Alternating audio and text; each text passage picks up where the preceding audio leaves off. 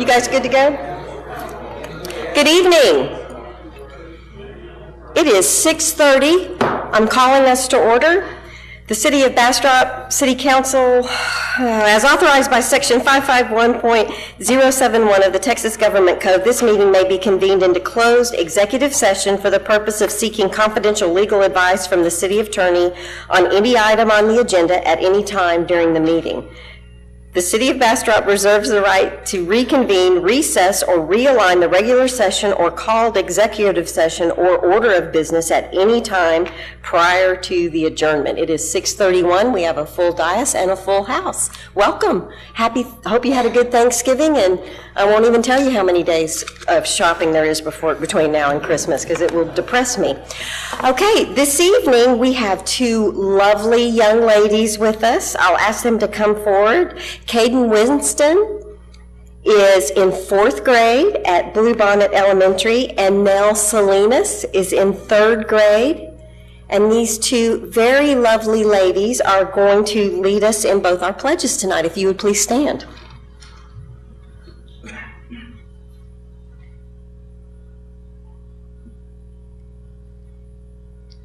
I pledge allegiance to the flag of the United States of America and to the republic for which it stands, one nation, under God, indivisible, with liberty and justice for all. Honor the Texas flag. I pledge allegiance to the Texas, one state, under God, one and indivisible. You guys did an excellent job. You can sit back down. Thank you so much. If you would please remain standing, we'll have our invocation. Pastor Vega from Faith Impact Fellowship will be praying for us this evening. Good evening. Let's pray. Father, we honor you this evening, Lord, for everything that you have done for us. Today, Father, we bring this council meeting to you. We ask you that in everything that is spoken, everything that transpires, that you be the one to lead and guide. Father, allow us never to be, Father, just presumptuous as to what needs to be done, but Father, that your guidance and your leading would always bring us to the place that this city, this area, this entire session, Father, would need, Lord. And we pray this, Lord, in the name of the Lord Jesus. Amen. Thank you so much, Pastor Vega.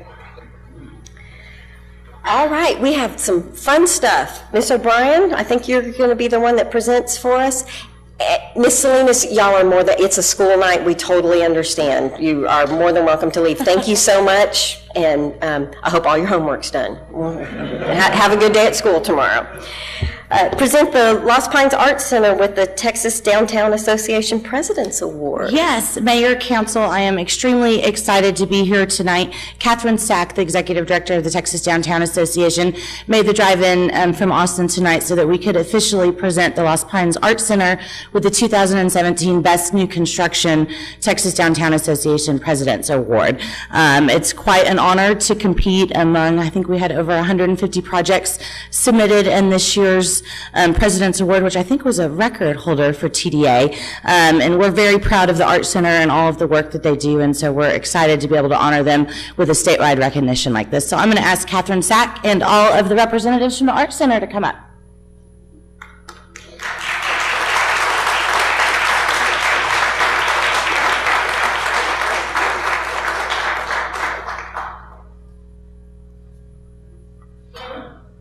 Our judges were really blown away by this project. They thought it was an amazing addition to downtown Bastrop and an example for other small communities about how a resource like this can come together with multiple partnerships. So congratulations to all of you.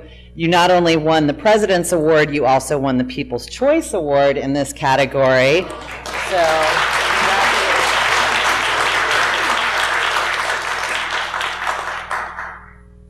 Get you guys to get together for a photo really quick.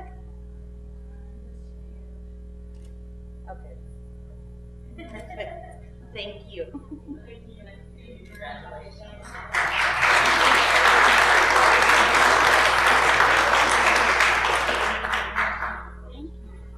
Congratulations. It's nice for Bastrop to be recognized.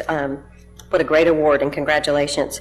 Okay, if you're following along on the agenda, I'm now on item 4B, which is the mayor's report. It has been a short 2 weeks since we last had council, and the day after the council meeting, between then and the Tuesday before Thanksgiving, I did 4 ribbon cuttings, 2 days of economic development conference training with TML out at the Hyatt, and also, we had a wonderful Thanksgiving at my house. I hope all of you had a wonderful Thanksgiving. And I did Wassail Fest on Saturday, and it was really great. And if you participated, you know how great it was. And if you didn't, you missed out, and you need to not miss out next year. Coming up, it was a short 2 weeks since the last one. It's going to be a really busy 2.5 weeks till the next one. This week, tomorrow I'll be at there's a luncheon for women who are elected officials, regardless of whether it's local or if it was party politics. It's a luncheon that I was at a previous meeting and I got invited to, so it'll be my first one. I'm anxious to go, and I'll let you guys know what I learn about it. For anyone who's been sleeping under a rock, there is a free-range chicken meeting tomorrow evening, so I think I want to compliment the city manager and staff for getting the word out. I think people are well aware of the meeting, and I know I speak for council that we're looking forward to getting citizen input on that. I've got a couple ribbon cuttings through the next couple of weeks. Friday is December 1st, so it's the Art Walk, and it is also the kickoff for the 8th annual festivities, but it's festivitrees, and you can see them around the community and vote. So keep your eye out for really cool decorated trees on Main Street and around the city. I think it's kind of funny that next Saturday is snow day. It was 84 degrees in my car when I left to go home and get dressed for tonight's meeting. So If only, Mayor, if only. I know, I'm looking forward to snow day myself. I want to remind everyone, I have the Doyle Dykes on my calendar. I'm not sure if that's going to work out for me personally, and you may mention that again, but I wanted you to know it was on my mayor's report for people to see. Then next week is all about training. I know the city manager and myself and several folks from staff are doing FEMA training, and it is Monday through Thursday. And God forbid we have another emergency, but history would tell us we should be prepared for another emergency, and we're all getting trained. There were 4 classes that we all took online to be able to go to this 4-day training, and Chief Adcock and Chief Altgeld have assured me it will be 4 riveting days from 8 to 5 next week. And then on Friday, I'm going to TEDC. Sean's making me go to training a sales tax workshop. So I should, if I'm not smarter by next Saturday, there's no hope. So I'll be in a week of training. And in the middle of that training, we're having our first joint workshop between council and the BAIPP board. That's Bastrop Art and Public Places, and also a joint workshop between council and the Main Street board. And then Thursday night is going to be Farm Street Opry. That's our first Thursday, and several of us really enjoy that. And next Friday night is the Historic Society's Rendezvous Ball, and my husband is getting new clothes so that we can go to the ball tomorrow night, so he's pretty excited about that. And then on Saturday is the Historic Home Tour, and he's not having to go.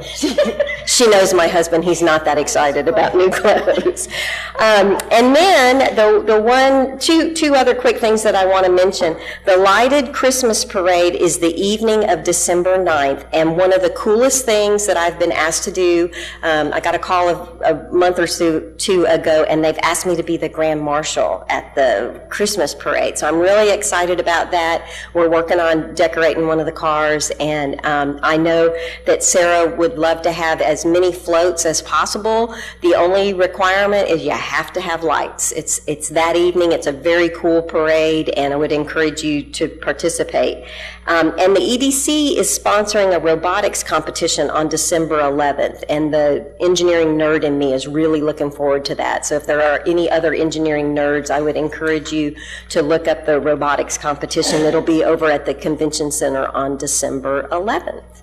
And with that, Ms. Jones, do you have anything to report? Well, I'd like to wish everybody a Merry Christmas. I will not see you until next year. Well, I guess I'm going to be at the chicken meeting. Okay, never mind. There's a bunch of meetings I'm going to go to, but the next council meeting, I'm going to, my gorgeous son-in-law is roping in the Nationals in Las Vegas, so we, I think it's the 12th, I will not be here. I will be at the Nationals, and I'm real excited about that. And I think that's our last meeting before the new year, but. If we vote correctly later on tonight, that will be our last meeting. We have to vote to not have the second meeting. So Okay. good luck to your son-in-law. That's awesome. Councilmember Ennis? I don't think I can beat either one of these ladies in their presentations. No, ma'am, I don't have anything to offer. Mayor Pro Tem Schiff?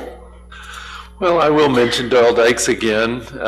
This Sunday morning, 9:30, BCOC is hosting Doyle Dykes, who is just a phenomenal acoustic guitar player, fingerstyle guitar player, kind of Chet Atkins on steroids. He's going to do a Christmas concert, so if you want to hear just the most phenomenal guitar playing, BCOC Church on Sunday morning at 9:30. Councilmember Nelson? Short week, I participated vicariously through you, Mayor, at all these city events. So. Nothing, thank you. I feel your presence. Councilmember Peterson? No, Mayor, I don't have anything tonight, thank you. The one last thing I want to mention, how awesome are the lights on Main Street? So.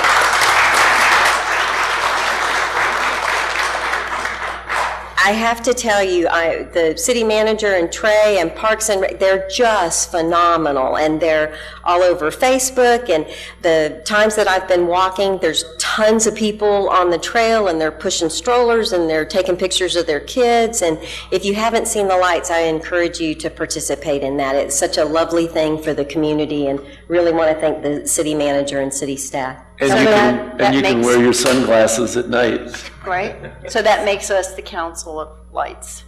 There you go. Council of Lights. There we go. All right, city manager, anything to report? All right, Mr. Gaddis, we're going to get another award. It's a great night for awards. Mayor, members of the council, as you know, I'm Dave Gaddis, the interim planning director here in Bastrop, and I'm also a past president of the Texas chapter of the American Planning Association.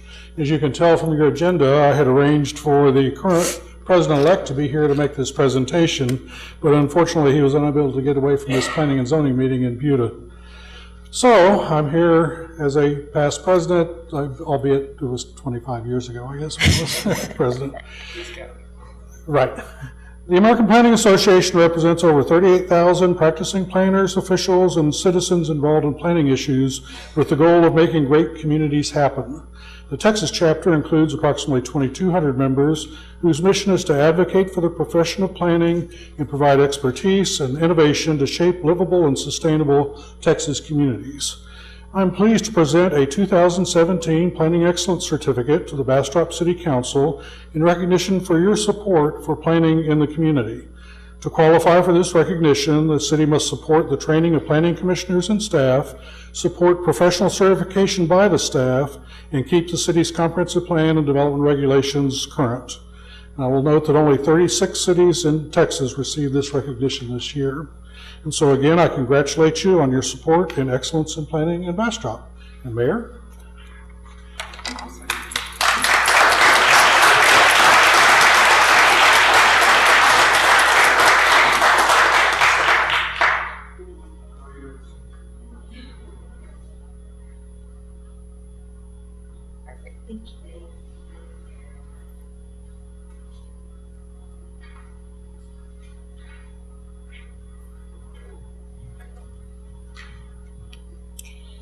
This award really means a lot to me personally because of the time that I spent on planning and zoning, and also the time and hours that I spent as the chair of the steering committee for the comprehensive plan.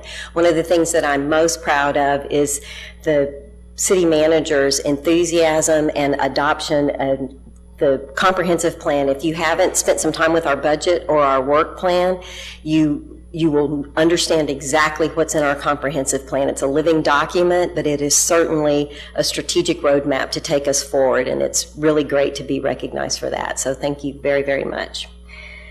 Okay, now we're going to get a presentation on the first annual Boards and Commissions banquet. I have you down, or is Sarah? Okay, here we go. Sarah is going to introduce kind of the video. What we wanted to do was kind of highlight for those that were not present. I think Council Member Schiff summed it up wonderfully at the last council meeting, that until you get all of the volunteers in one room, you really have no appreciation for the amount of volunteerism that's required at a local level to make the third leg of our stool work.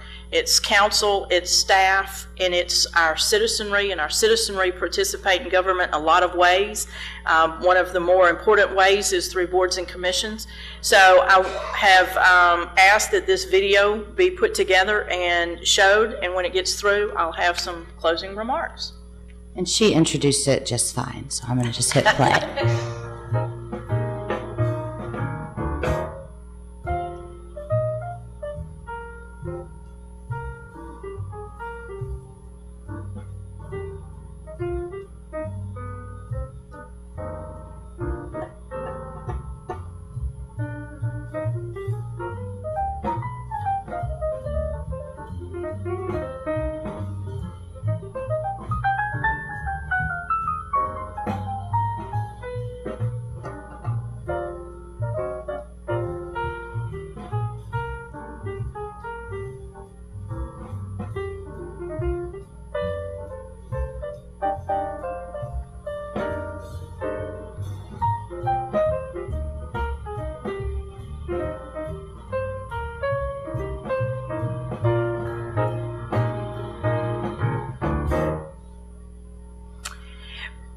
Mayor and Council, one of the things that I want to use this opportunity is to publicly thank the staff.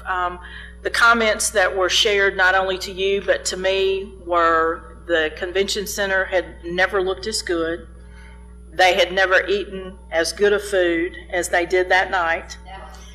It was great food. None of that happened by mistake. We had a committee that, with a very short period of time, put together the theme, which was our Shining Stars Award, because all of our volunteers really are shining stars. Awards were given to everyone that was no longer serving on a board. We did service pins for folks that had served 5, 10, 15, and 20 years.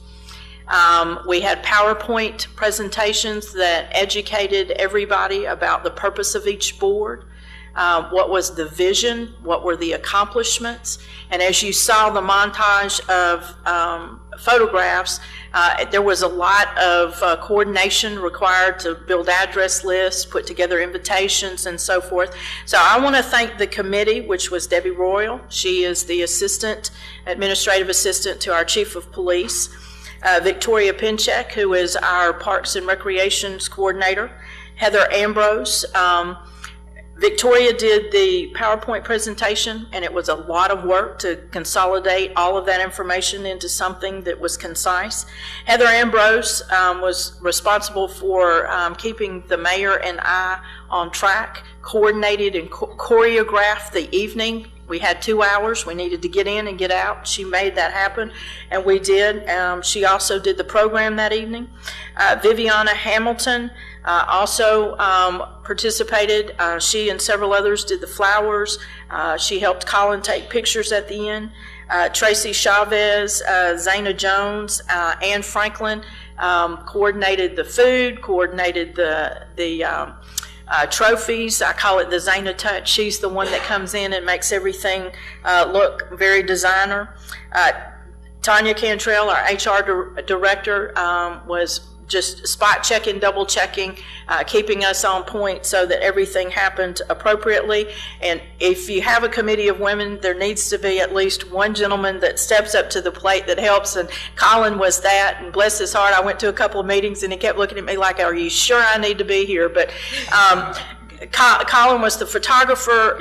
He was making sure that we caught the fun moments that you saw, that captured the event, because we always want to be able to use our past events as promotions for our new events. So if y'all will join me in saying thanks to these folks, because in addition to their job, they got this done.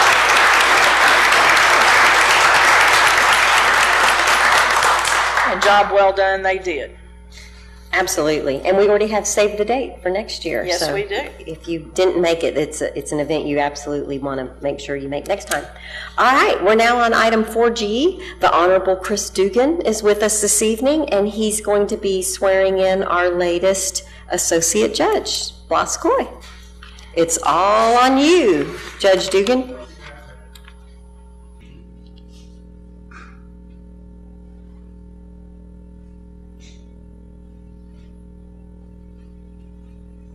I spoke last time about Judge Hines. Her portrait does hang in my courtroom, in the district courtroom. She was the first district judge of the 423rd before she became mayor. And she has been, before she became a municipal judge.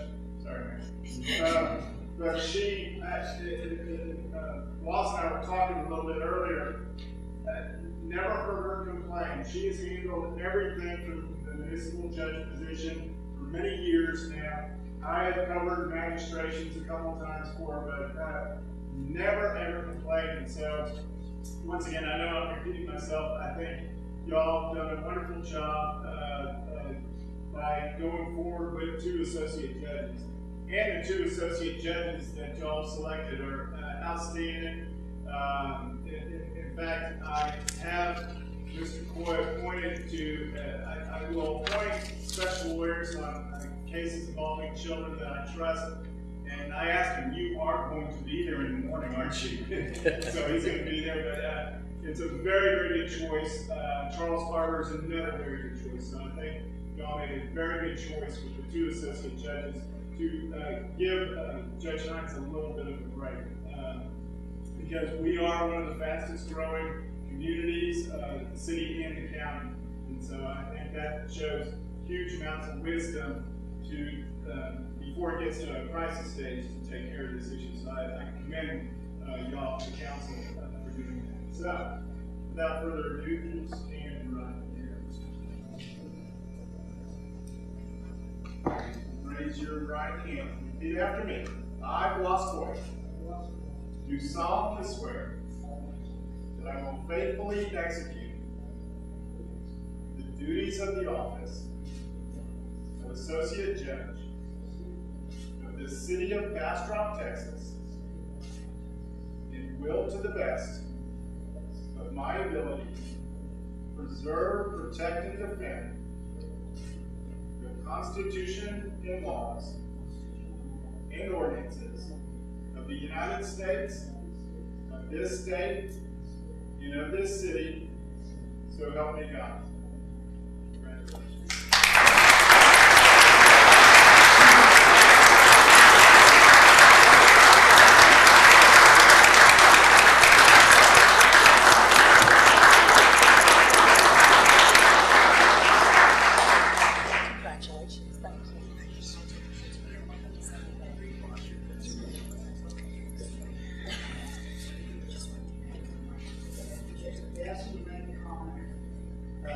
You have to start speaking to the mic or you're wasting effort. So I guess I'll address the council, but also everyone here today. I really appreciate I consider this an honor, of course, but a great privilege, especially for the city of Bastrop. And I tend to talk too much, so just hold up a flag. But I do want to say this. My family, the Coys, my dad's side of the family, 13 brothers and sisters. And they're all gone now. We lost our last one a few years back. It was a big family. There are a lot of Coys here, so I have to be careful with conflicts. Okay, but we've been here a long time, My sister Mary is the oldest one of our family. There's my brother over here, and everybody was pretty much. I think everybody was born in Bastrop, but my dad moved us to Austin. I was born in Austin. I'm sorry, but I got back as quick as I could, and but I do want to thank the council for the consideration and the appointment, and I will do my very best to hold up the values and the standards of the judges that are judges of our city, judges of our county. And I do appreciate it very much. Thank you. Thank you. Congratulations.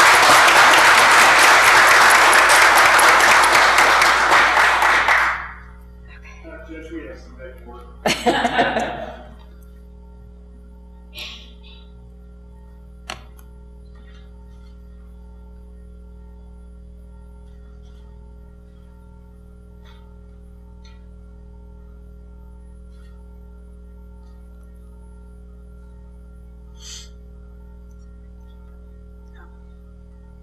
Okay, I'm not trying to be rude, but we have a long agenda, so I'm going to let him sign paperwork, but we're going to keep going. All right, the next item on the agenda is 5A, discuss proposed changes to the sale of alcoholic beverages ordinance. This is a work session item, so I'll remind council that we won't be voting tonight, we'll be discussing tonight. Mr. Gaddis.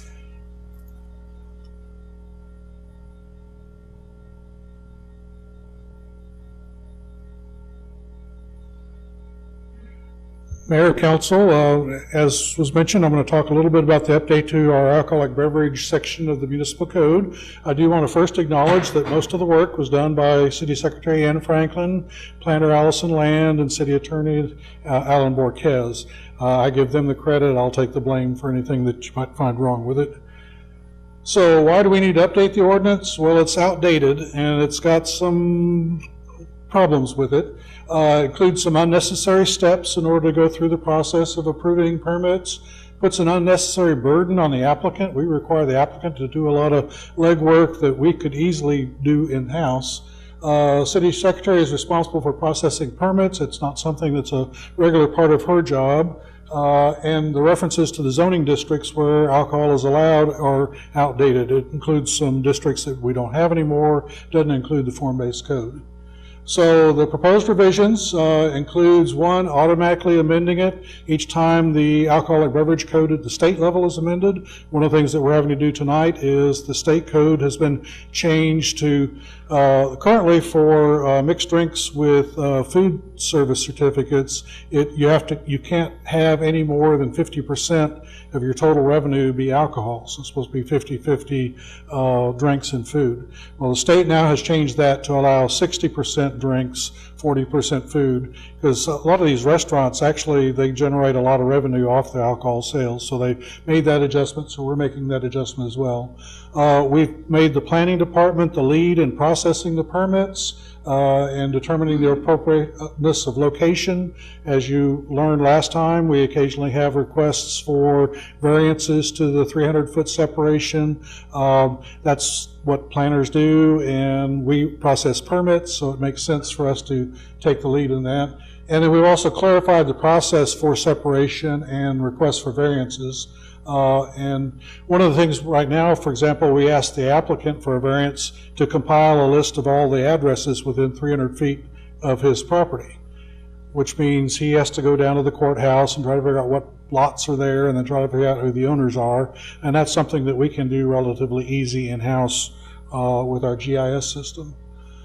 This was an example of one of the variance requests that you saw last week, and we have those from time to time, and I venture to say you'll probably see some more in the near future. Other changes are to clarify and strengthen the permitting process, to clarify the hours of operation, including restaurants on Sunday. Will allow you to go have Sunday dinner and be able to get a drink before noon, as long as it's with food. It's currently allowed, but the way it was worded was kind of backwards. It was kind of hard to figure out what the language really said. Clarifies the responsibilities for inspections and updates references to the zoning districts to conform to the form-based code. And with that, I'll be happy to answer any questions. Mayor Pro Tem Schiff? Yeah, I was wondering, is the state law changes, is that a mandate or an option? we can be more restrictive than state law. We can't be any less restrictive than state law. Okay. And I may have to defer to my attorney on that. Yeah, it's my recommendation that the bulk of the jurisprudence says that if we're going to be in the alcohol regulation business at all, we have our code mirror that language is in our alcohol beverage code. That's what this update does. Council, any other questions for Mr. Gaddis? Any discussion? So with that, you'll bring us back something Yes. at the next meeting? Yes. Last round, everybody's okay? I would say it's very clear. I Yeah. mean, Let's streamline it, make it clear, and follow the updated law. Yes, ma'am. Good job. Okay. Let's keep doing that. Okay. All right, we are now to staff and board reports. Item 6A, Sean Kirkpatrick will be giving us an update from BEDC. Good evening, Mayor, Council, City Manager, public. How are y'all doing today? Make sure I get the right one.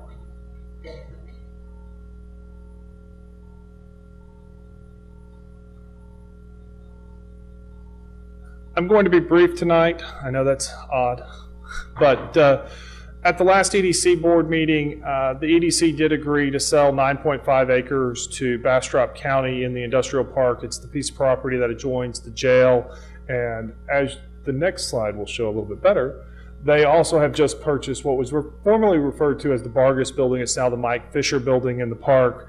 That 9.5 acres, we've agreed to a price of $100,000. We are going to construct the regional detention for the north end of the park on that site before we convey that to the county. And they are going to accept the site in its current condition. Over the years, it was used to place non-select fill that the county is going to get the opportunity to deal with and to correct some site conditions there.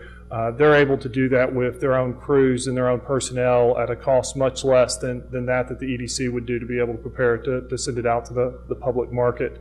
And it's going to be used for a future county facility. We think this is going to be a good place for them at some point to add a facility. They've got some needs in their CIP looking out 3 to 4 years in the public safety sector. In which it will provide increased public safety in the community, having those facilities out there in the next CIP round. So the mayor did mention it on December 11th from 6 to 8. It is not a robotics competition. It is a showcase. I want to set the public expectation here correctly. I'm not correcting Whenever the mayor. there's 2 robots, it's a competition. There will be multiple robots there. We've invited all of the robotics teams throughout Bastrop County, and I know the Bear Tech team from Bastrop High School that we've done an event with in the past is coming. I believe one of the junior high teams from Bastrop is coming as well, one of the middle school teams. They're going to be showcasing their robots.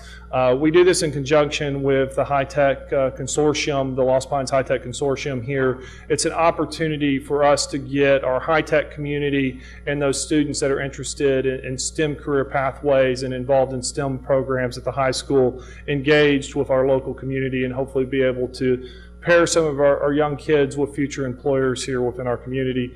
The event we did a couple years ago was a great success, and we're glad to be able to bring this back. If all goes well, we'll do another STEM event, another showcase in the spring in a different STEM industry, and be able to bring these on a fairly regular basis to match our students with our workforce or our employers here in the community. The other thing coming up is we do not do a coffee chat in December. We do an open house at the EDC office. It is going to be Tuesday, December 19th from 4 to 6 p.m. So mark your calendars. Invites should be going out here fairly soon, and they should be released already out into the public. It's a good event. It's come and go. So if you can't get there at 4 o'clock, feel free to show up at 5:30. You show up at 6:30, and we will all have gone home. So, but come and see our office, visit with us. We will start the coffee chats again back in the spring. We do those in the 3rd month of the quarter, 3 times a year, and then do the open house in December in the 4th quarter to open our doors to the public. So those are the 3 items that I have for this portion of tonight. Any questions from the council? A new world record. Yeah. Mayor Pro Tem Schiff wasn't sure if you could really be short, but we're giving you an A+ on that. That was very good. Although I do want to thank Councilmember Peterson for showing up in his Astros hat today. So, you know. Yes. All right, the next staff report we have is from Ms. O'Brien regarding the Veterans Car Show. Yes, and hopefully we won't have any technical difficulties tonight. I'm going to start off and play a short video that was produced by our friends at Visit Bastrop.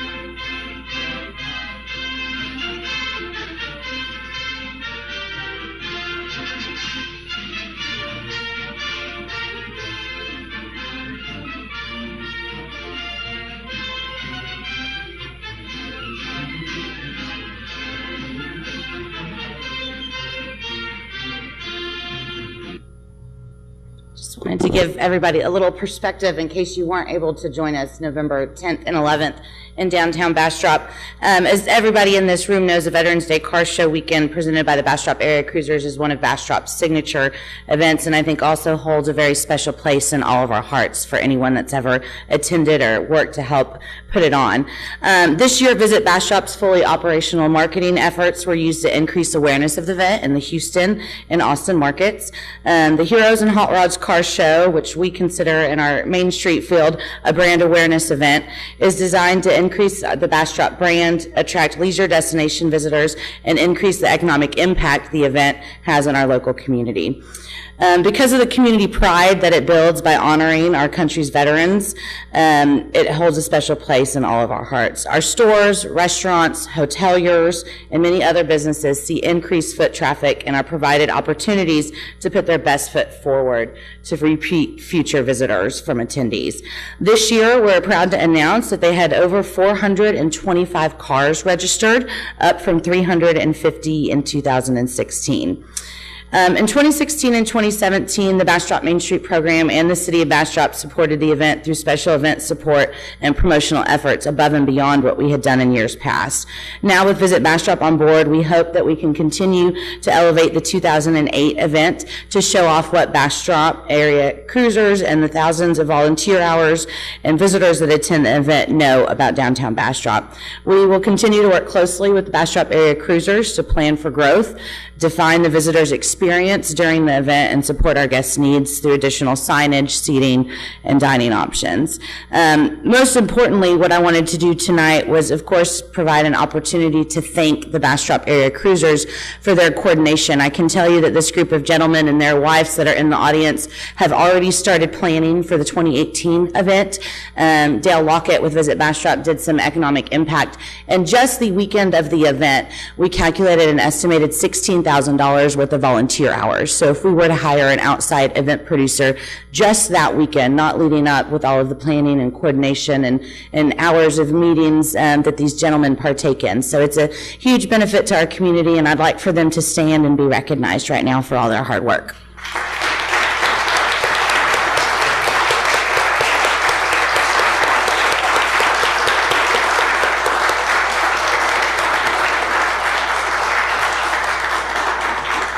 And I don't know if Jeff or Bill has a few words. You guys are welcome to come up. I just can't brag on these guys enough. They're also a lot of fun to work with, so thank you guys. Mayor, council members, first of all, we appreciate the time you're taking to recognize the event this evening. Really appreciate it. We also would like to say we really appreciate the support from the city organizations this year. I'd have to say this is the highest level of support that we've received through the years for this event, and really appreciate it. And it really helped tremendously to the success of the event.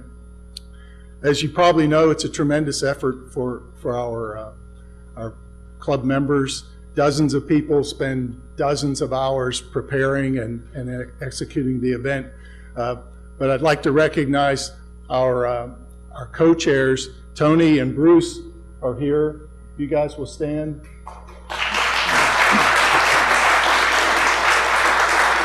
And especially Bill Zelag here is sort of like the lead co-chair for the event this year. And Bill just put in countless hours to make this a success. So thanks, Bill. Congratulations.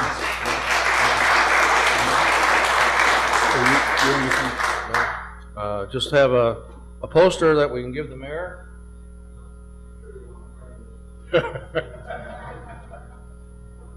We do thank, as Jeff said, we thank you for the support. We had 130 volunteers, over 80 to 90 of them were from our club. And we had 45 judges to get all those cars judged. 45 judges judged the cars. Probably about 60 different car clubs were represented.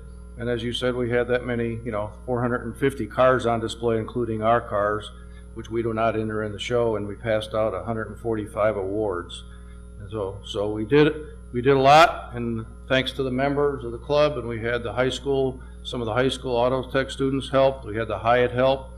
We had the VFW, a few VFW members help, so we had a lot of other people and some of the people that normally volunteer for the chamber and also for the Main Street program. So thanks to Sarah, her staff, and to Dale and all the Public Works, because they just did a fantastic job. It was, everything just worked smoothly. So we always got a few things we can tweak, as we know, but we'll work on that for next year, whoever's going to be the co-chair. That was smooth. We cannot thank you guys enough. The city manager and I have had several discussions about it. It is just a premier example of the different teams working together and leveraging and making an event for the whole community. And it was an awesome event, and it's because of all of your hard work and for everyone working together. So just so pleased. Would anyone else like to make a comment, city manager? I want to commend you on the quality. I love cars, do a lot of car shows, and you didn't have junk. Mm-hmm. Everything was great. There was lots of chrome. My husband and I were tired by the time we looked and oohed and awed over everything. So if you like car shows, this is the car show to go to. If you don't, come anyway, because you'll love cars when you leave. The array of options were awesome. I mean, it's not just a check-the-box car show. It's top shelf, and y'all really are to be commended. It was great. Thank you. It made such an impression on our house that we actually purchased one of the cars, and it will be making its debut at the Christmas lighted parade. So the car show will live on. Mayor Pro Tem Schiff? Well, at the last meeting, I praised the show quite a bit, and so I don't want to repeat myself, but I've been here living here for 40 years, been coming here for a longer period than that. I've never seen that many people downtown Bastrop, or that many visitors come to Bastrop for anything. I mean, you couldn't hardly walk downtown, which just super impressive. Well, the cars also just blew, I think, everybody away that you had that many fine vehicles here. But I'd like to say to Sarah and to Dale, these are the kinds of events that we need to promote. We need to build like these, especially these annual events where you know you can come here on the Veterans Day weekend and you're going to get to see the greatest array of cars you'll see anywhere. And if we can have this event built even beyond where it is now, and other events that do a similar job of bringing tourism to Bastrop and introducing people that otherwise wouldn't come here to Bastrop, I think it's great. And, talking about heads in beds, the purpose of the hot funds that we distribute, as I just went from place to place over the weekend, any hotel you looked at, there's a trailer there. There's a car on a trailer. People came from all over and stayed in our hotels. I was very impressed. Thank you. I want to add to what Councilmember Schiff said, because we need to remember the reason for the season, if you will. And this was about veterans. And if you, excuse me, if you are a veteran, it was impressive to be in Bastrop, from the veterans ceremony that started the day to honoring the vets. A lot of members of the car clubs are veterans. And we ended at the red, white, and blue acknowledgement and ceremony honoring the Bastrop County veterans that evening. And it was really a wonderful tribute to those that have served, continue to serve. So if you love cars and you love veterans, certainly the place to be. Yeah, I would like to just focus on that every weekend you can go to a car show somewhere. And some weekends there's 3 or 4 or 5. But what makes this special is it's Veterans Day. And veterans come here because they know about that. And you can't take that away from us. So we've got that, and we're recognizing veterans on that weekend. It's cars, it's people having a good time, but it's all about veterans. And we do, I counted up, because we keep track, and we actually give a Veterans Award for one of the cars. And we had 220 some veterans that brought cars, and each one of them got a ribbon for their lanyard that recognized them throughout the day as veterans. And since we're talking about that, we'd have to also recognize Willie Pena, because he does a good part of the organization, or for the veteran ceremony. We support him, but he's the main organizer of that part of the event. So thanks to Willie for that.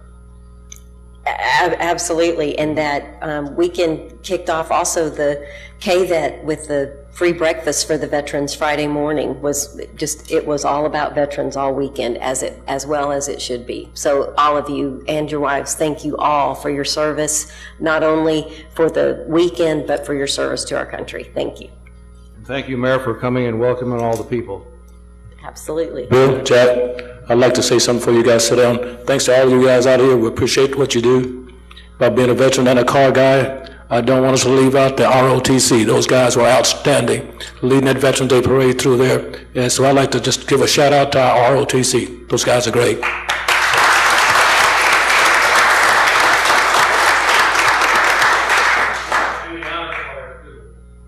Oh, yes, and the honor choir. Yay. Full participation. It was awesome. All right, we're on item 6C. Ms. Waldron, we're going to receive a presentation on the unaudited comprehensive monthly financial report for the period ending October 31st, 2017. Good evening, Council and Mayor. That's going to be a hard act to follow, but I'm hoping that my colors will wow you and make the numbers look a little bit more exciting.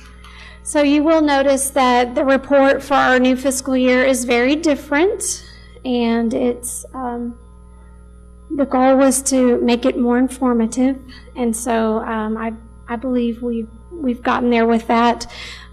This first performance at a glance basically just looks at all the major funds and lets you know kind of where we stand forecast to actual. And so, at a quick glance, you can tell very quickly kind of how we're doing across all the major funds. Back up just a minute. Back up to your slide.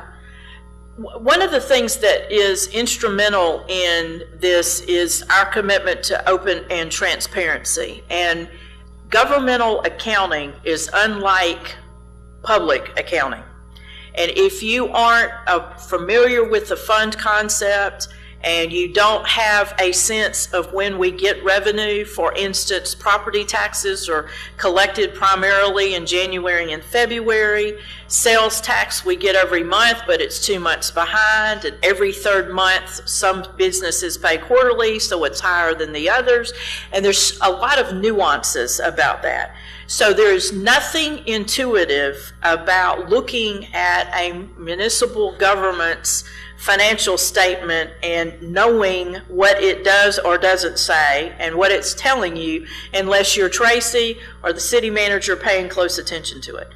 So the color chart really is intended to provide open and transparency to not only you, our council, but to our citizenry. So at a glance, you can look at that and determine where you need to focus your attention. So it is the red light, green light, and the warning. And so this is really a different concept so that Tracy can take the information that she inherently knows and share it in a very quick, scannable way. Thank you. We will track economic indicators. These are the indicators that we've picked to track, and as you can see with the arrows, the majority of the indicators are positive right now. The state retail sales was just down 1.2%. And we will track unemployment.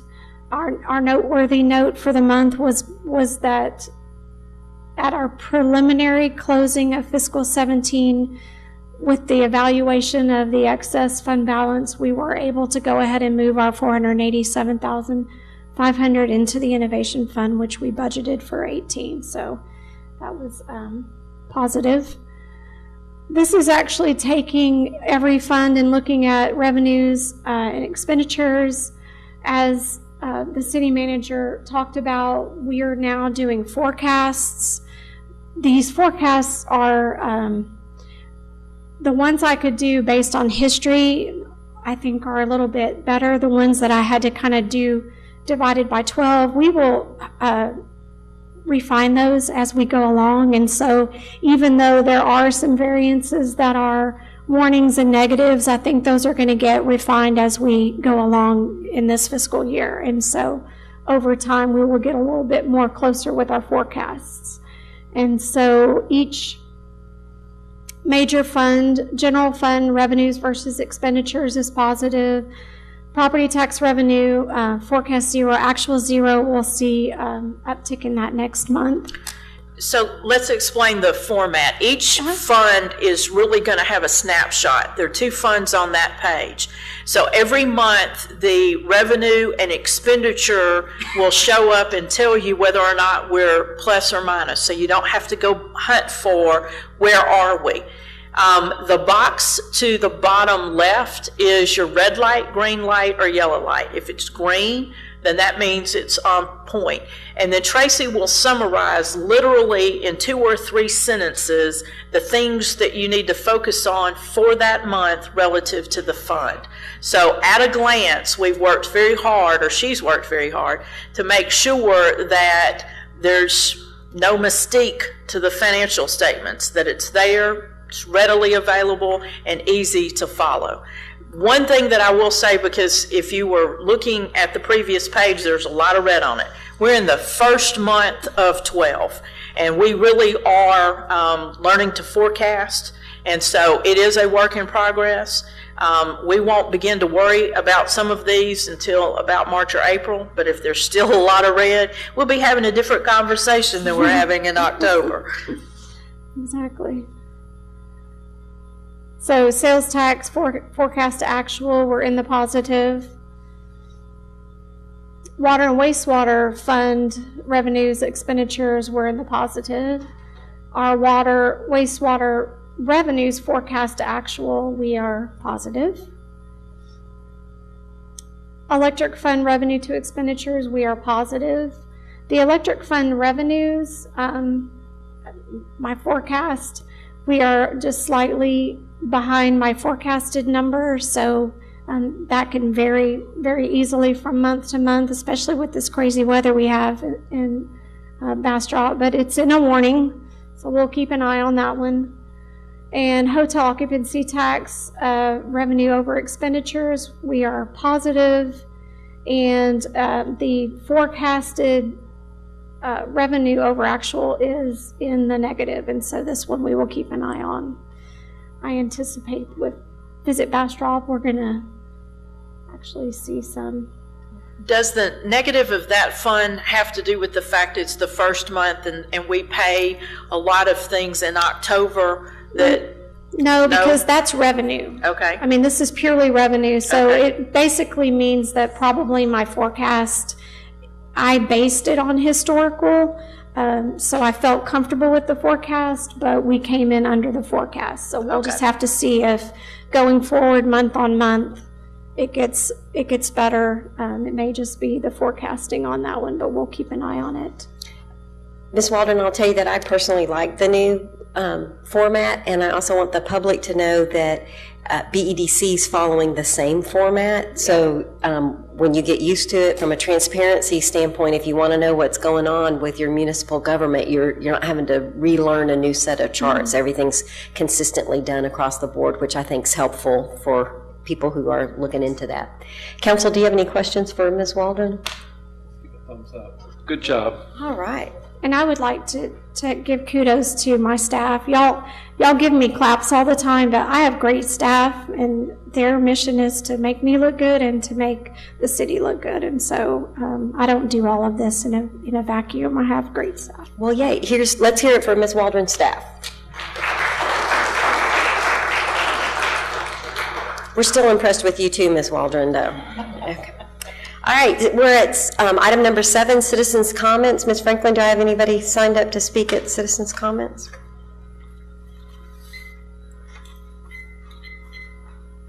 Thank you. The first person I have is Debbie Bridgette.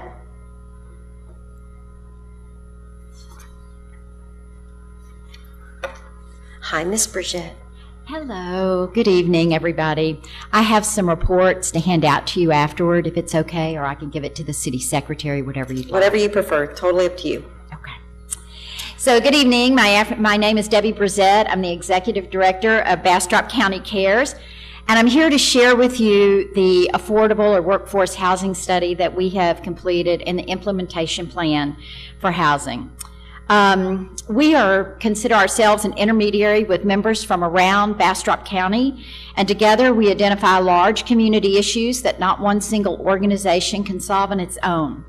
And through this mechanism, we research and analyze data, we create a shared vision, we implement actions to address the issue, we help build public will, we advance policy, and mobilize and leverage funding whenever possible or necessary.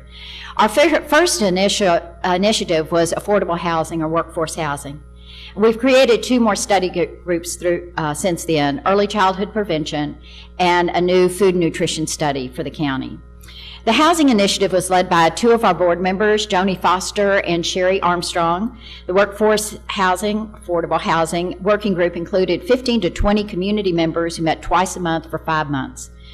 We reviewed housing data, heard from regional, state, and local experts in the field of affordable housing development, finance and infrastructure, and best practices in our communities, and we've come up with some action steps around those.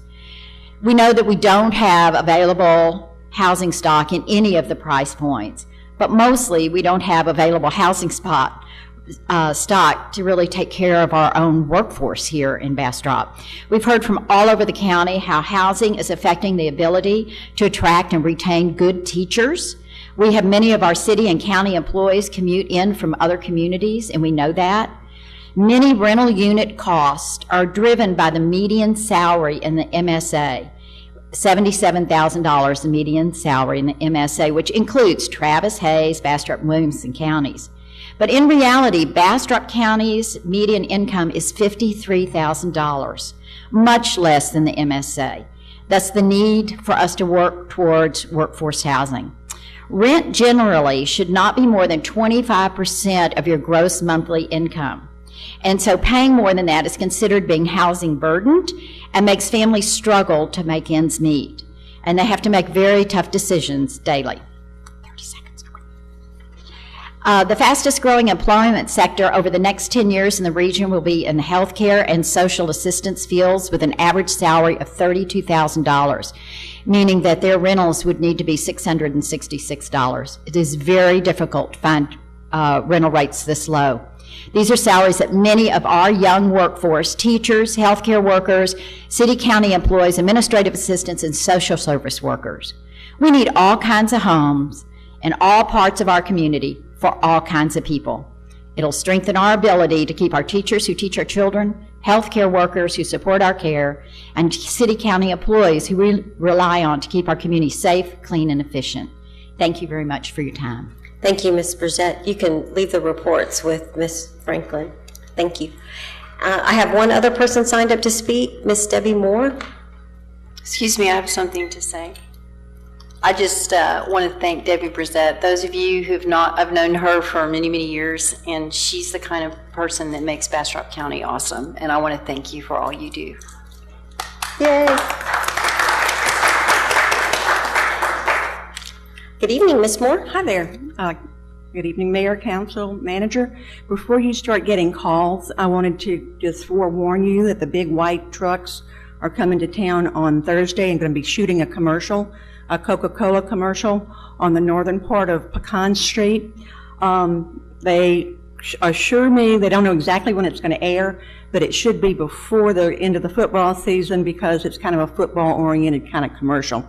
So they were very complimentary of our Public Works Director because we had to try to help them find some additional parking for their staff trucks. And they struck a deal with the PAC, so they'll be able to park over there. They've talked to the neighbors. The neighbors are all very friendly and welcoming and happy to have them here. So that's what brings these folks back. We don't get a lot of incentives from the state, but because we can get things done, we can get things done quickly, and because the town is welcoming, Steve Adcock leans over backwards to help us. I don't think he's ever said no, just can we do it a little bit differently? But we always get it done. And there's another member whose home was really being looked at for a recurring TV show, but he's not going to be in town when they need to come and see him. So we're hoping we can find him another home, but I just wanted to let you know they're going to be here Thursday. And they're going to be totally encapsulated in that one place, so they didn't need to do an application or anything like that because they're going to be on private property. So that's why we didn't do the application, but they'll be here Thursday. Thank you, Ms. Moore. Thank you very much for the heads up. It's nice to know what's going on. Really appreciate it, and appreciate all the work that you do in the community as well. Okay, we are at the consent agenda. Council, do I have anyone that wants to pull anything off the consent agenda? Is there anyone in the audience that wants anything pulled off the consent agenda? Seeing no one, Ms. Franklin, if you will please read the consent agenda. The consent agenda reads as follows. Item 8A, consider action to approve minutes from the November 14th, 2017 meeting. Item 8B, there will be an amendment read into record for the ordinance number.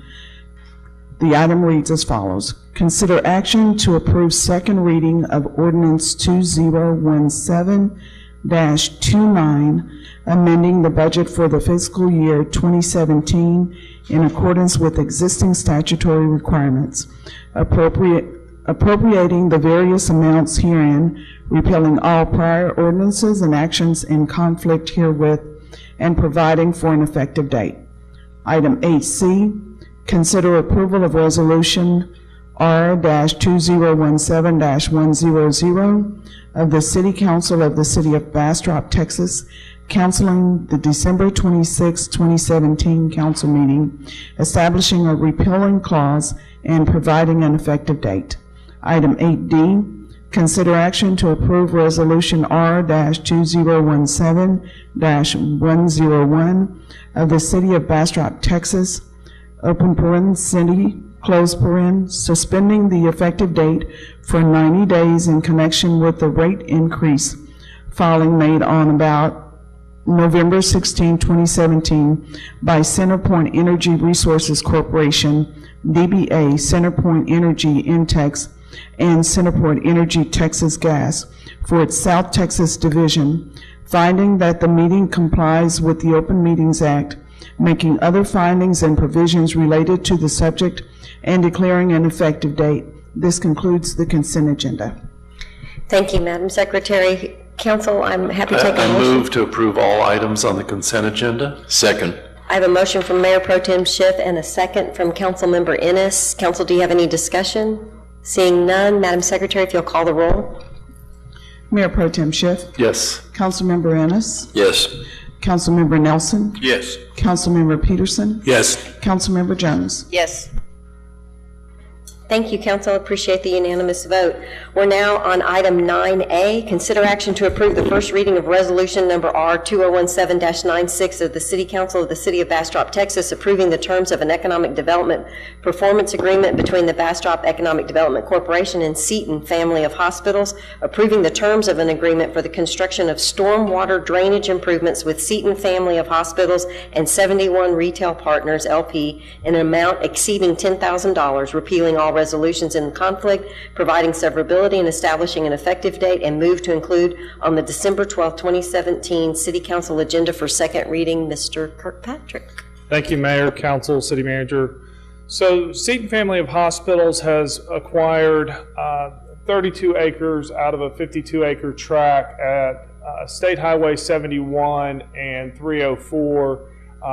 That is Taco Cabana or Woodland Village there in the southwestern corner of 71, or it would be the northwestern corner of the tract.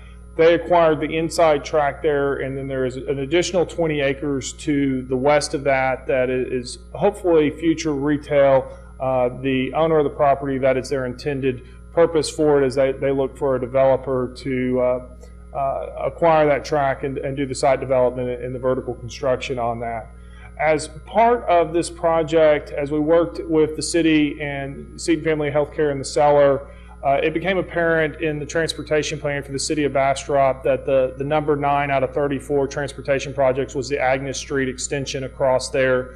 And it's an area where the EDC can step forward and participate in this project, but it's necessary for us to have a performance agreement with both Seton Family of Healthcare, but as well as a construction agreement for the stormwater drainage for Agnes with the seller. And so the EDC is committed. Well, let me tell you about the project first. So the project is the initial phase of the project is a limited service short stay hospital with emergency room and medical offices. That is the legal definition that Seton's lawyer tell me is it's described. In what the current hospital trend is building these 20,000 square foot micro neighborhood hospitals to where you can come and get services of an ambulatory ER and additional services. And as our market continues to grow, as you can see, it's a very small footprint on this very large tract. There's room for them to continue to grow to provide additional services there. They're also planning an additional 20,000 square feet of medical offices. This is going to be a 2-story structure with the hospital on the first floor and then medical offices on the second floor. In the performance agreement, it is the direct jobs that are going to be created by Seton Family of Hospitals. And so by the end of year 1, there'll be 20 FTEs, 35 FTEs at the end of year 2. If you've ever been to the emergency room and you go and visit a couple of weeks after you've been to the emergency room, some number of other contractors that saw you while you were there are sending you invoices, and those are indirect jobs. Most of the doctors that are out there are indirect or contractors for the hospital. Your anesthesiologist, if you're having surgery done, you're going into pathology and getting path work done. And so there will be additional jobs created above and beyond those that Seton Family of Hospitals has committed to just by the nature of a hospital. So we're real excited about this project. It's the Agnes Street extension, and that's actually the next agenda item, but it was budgeted in the FY 2018 budget. It's $1.2 million. $250,000 of that goes to the drainage structure to provide drainage for the street.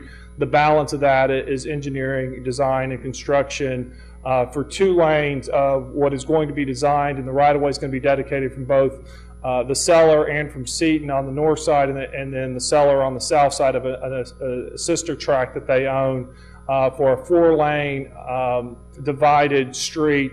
We're going to construct the 2 north lanes on the north side of the property line, but we'll have the right-of-way, or the city of Bastrop will have the dedicated right-of-way for the southern portion of the street for future construction when that southern tract develops. But that'll run from 304, which is TxDOT currently is planning a 3-way stoplight. We were able to get to this agreement soon enough, and TxDOT is planning for a 4-way stoplight now to go at that intersection. And so that will be a stop-controlled intersection by the time this street is actually completed. That may be good news or bad news depending upon which side you are on stoplights. But that is, TxDOT is currently in the planning stages, and so they are aware that we are planning to extend Agnes through there and are planning for that 4-way stop versus the 3-way stop that would be needed today. But it'll run from 304 to the property line, which will leave the section through the Nixon family property, and then the section through the Pecan Park Commercial to complete the Agnes Street, at which we're actively working on figuring out how we can get that built all the way through. This is a vital transportation corridor off of the 71 corridor to provide that east-west access. If you were out this weekend and this would have been available, would have taken you all the way down to Walmart if it was constructed today.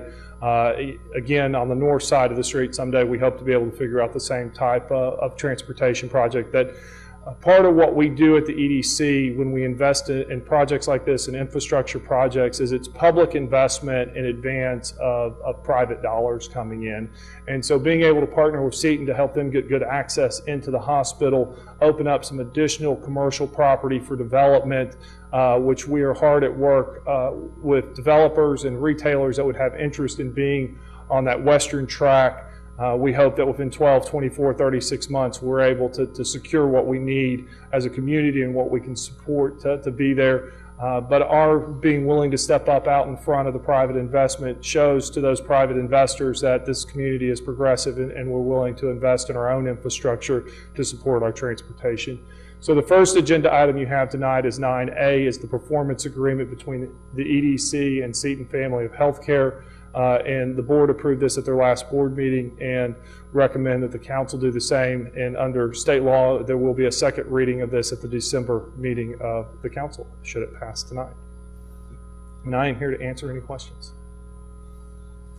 Council, any questions for Mr. Mayor Pro Tem Schiff? I would just make a comment, probably more to the city manager for a little coordination with TxDOT on the possibility of looking at that intersection and considering right turn lanes going onto 304 and off of 304. Because what I notice is in the development of Burleson Crossing, for example, if you look on the south side of 71 where Covert is, you've got right turn lanes getting onto 304 and coming off of 304. When you say right turn, are we talking acceleration and deceleration lanes? No, I'm lanes? talking about a yield lane, a right on red, if you will. Gotcha. A deceleration lane going on to the north to be able to turn in, correct? That you can turn and get onto 304 without having to necessarily stop at that light. I mean, you'll yield. And I guess you would have an acceleration lane to get onto 304. But if you look at the throughput of traffic, I think a big mistake was made on the north side at where Burleson Crossing is that they didn't put in those right turn lanes, and the traffic backs up all the way to Lowe's and beyond, going north and back from on the frontage road coming westward. People want to go to the Burleson Crossing, could turn right on red, but you can't because you're stopped behind one car that wants to go straight. We had a conversation about this Monday, and Wesley Brandon, our city engineer, is working to coordinate a meeting with TxDOT, because one of the challenges that we know, well, let me back this up just a little bit. We're working really hard to make sure the 5 or 6 sites that Seton has opened up for us that we are seen in the most advantageous light possible. We recognize that the information that Sean has shared in his last presentation, that the 500,000 square feet at 71 and 130 is a huge threat to us. 41% of our sales taxes, 41% of our revenue from the general fund is generated through sales tax. So that is something that we need to become very aggressive and get very assertive about. So we spent Monday analyzing property in town and doing a risk analysis to figure out where we needed to up our game so that we could be seen in a very favorable light. And we spent a lot of time talking about that intersection. So Wesley is scheduling a meeting with TxDOT if we can restripe some lanes, we can add some turn lanes, and how do we need to make that intersection work better, because there are ramps off of 71 to get to that retail. So it's very advantageous for a retailer from accessibility to be there, and we don't need traffic stacking up to work against us. So we're all on the same page, spending a lot of time talking about that, trying to get out of our box to figure out how to fix it. So I appreciate the policy endorsement. We'll share that with TxDOT when we meet with them from a staff perspective. I think he's just asking that we add that as a second intersection so that it doesn't become the next one that's a problem. The thing about it is, we'll talk about it as a holistic, because Yes. TxDOT measures things from the main intersection. So you don't get 304 unless you fix 71, according to the TxDOT Bible. So we'll need to make sure we follow the the thing about rules. it is you can look at it and say, well, gee, there's not that much traffic there. But we're growing. Yeah, we have to look way ahead and say, if this starts developing, you're going to end up with the same situation there that you have at Lowe's, that traffic backs up 2 or 3 blocks. Yeah, agreed. And now's the time to keep from creating the problem. So I appreciate that comment. Any other comments or concerns on this item? I'd be happy to take a motion. I move to approve. I have a motion from Councilmember Ennis. I second, and I would clarify that we are approving this on first reading. And you're moving to it, like it says, you're okay with it being on consent for December 12th? In fact, yeah, you want to amend your... I'll amend my motion. It came from here. I didn't know where it came from. I'll amend my motion to put on the second reading on consent agenda. Excellent. I have a motion from I second that. I have a second from Mayor Pro Tem Schiff. Is there any further discussion, council? Seeing none, Madam Secretary, if you'll call the roll. Councilmember Ennis. Yes. Mayor Pro Tem Schiff. Yes. Councilmember Nelson. Yes. Councilmember Peterson. Yes. Councilmember Jones. Yes. Thank you, council. 9A passes unanimously. Now we're on 9B, consider action to approve the first reading of resolution number R2017-97 of the City Council of the City of Bastrop, Texas, approving the expenditure of Bastrop Economic Development Funds for the extension of the public road known as Agnes Street as an infrastructure improvement project in an amount exceeding $10,000, repealing all resolutions in conflict and establishing an effective date, and move to include on the December 12, 2017 City Council agenda for second reading. Mr. Kirkpatrick. So the first resolution approved the performance agreement. The second resolution approves the expenditure of funds for the road itself. And so this is a piece of the performance agreement, but it needs to be considered separately, and so it is a separate resolution. It is Agnes Street from 304 to the property line.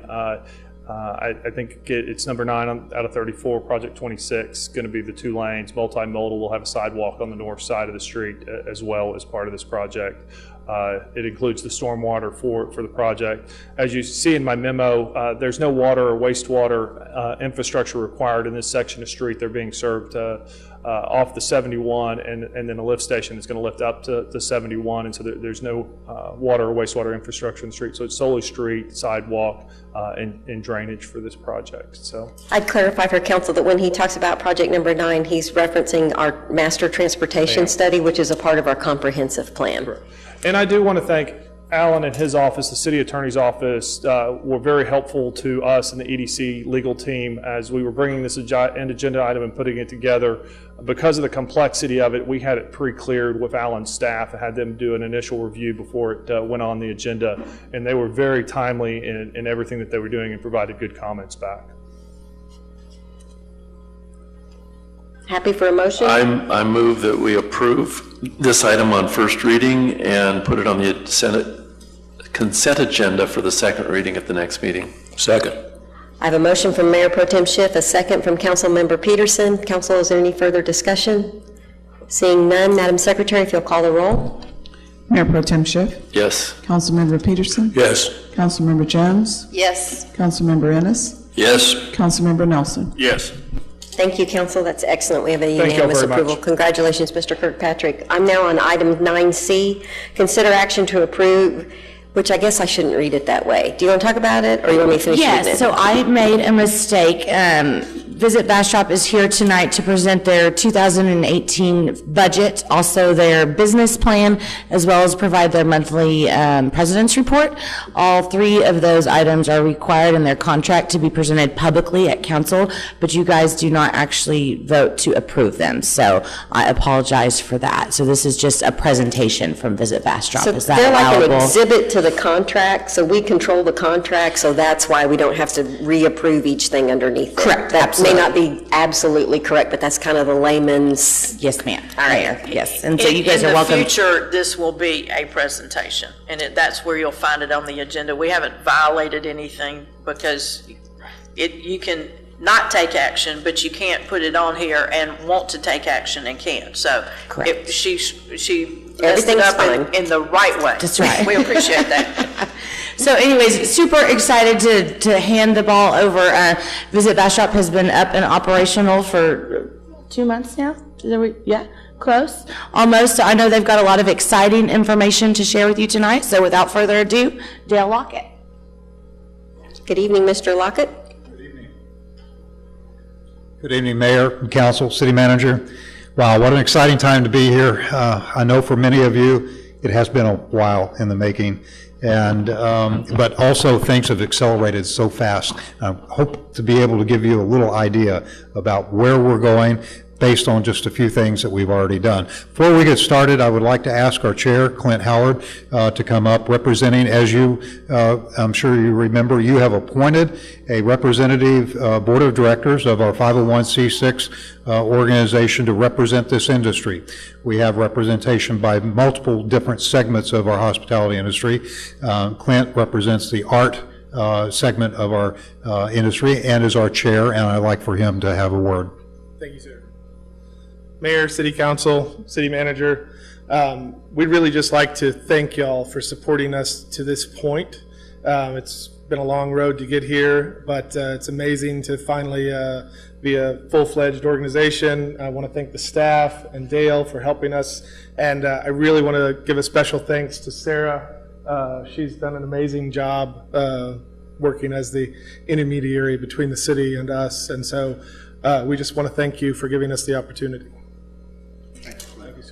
Thank you, Mr. Howard. You and your staff, or you and the whole board, the hours that you guys have put in are very much appreciated by the community.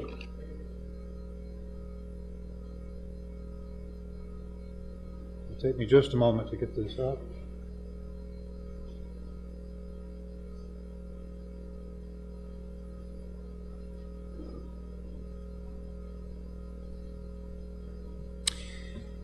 Before we get into the budget side of it and then move through to the business plan and then move to our first president's report, I'd also like to ask the other board members, we have a few here tonight, to stand up and be recognized. Tom and Becky, and I think that's it, as well as Clint. So again, it has been quite a combination of volunteer effort representing the city to get us there. So where are we? As you may remember, we were officially funded in about the last week in September. So our funding kicked in. That had some residual dollars from the leftover amount of money in the hot tax that was available, and then started and kicked in the budget process for the upcoming fiscal year. So you have received, and up on the screen is our budget that has been approved by our board of directors. And as you can see, we're starting with a operating budget of $1.8 million. The reason it's at $1.8 million, again, was because of the residual leftover from the previous fiscal year that was applied at the end of September, which gave us the ability to have some startup dollars to do something immediately, to start marketing and promoting the destination almost immediately, instead of having to work with an incremental funding. So we deeply appreciate that, having that ability to be able to start right out of the box. The budget is pretty straightforward. You have client development, explanation on that. That is simply a sales process. It is working with people that can bring group meetings and group business into our destination, put people in our hotels, have them spend a lot of money. So that is what client development is. Trade shows and conferences is where we go get those clients. And we'll be talking about in our business plan, our plan to go and do that, and you'll get a better understanding of what we're doing in that area. Sponsorships, that's a small amount of money there for the first Bastrop Music Festival that we're very excited to bring in the spring. Local meetings, transportation, information technology.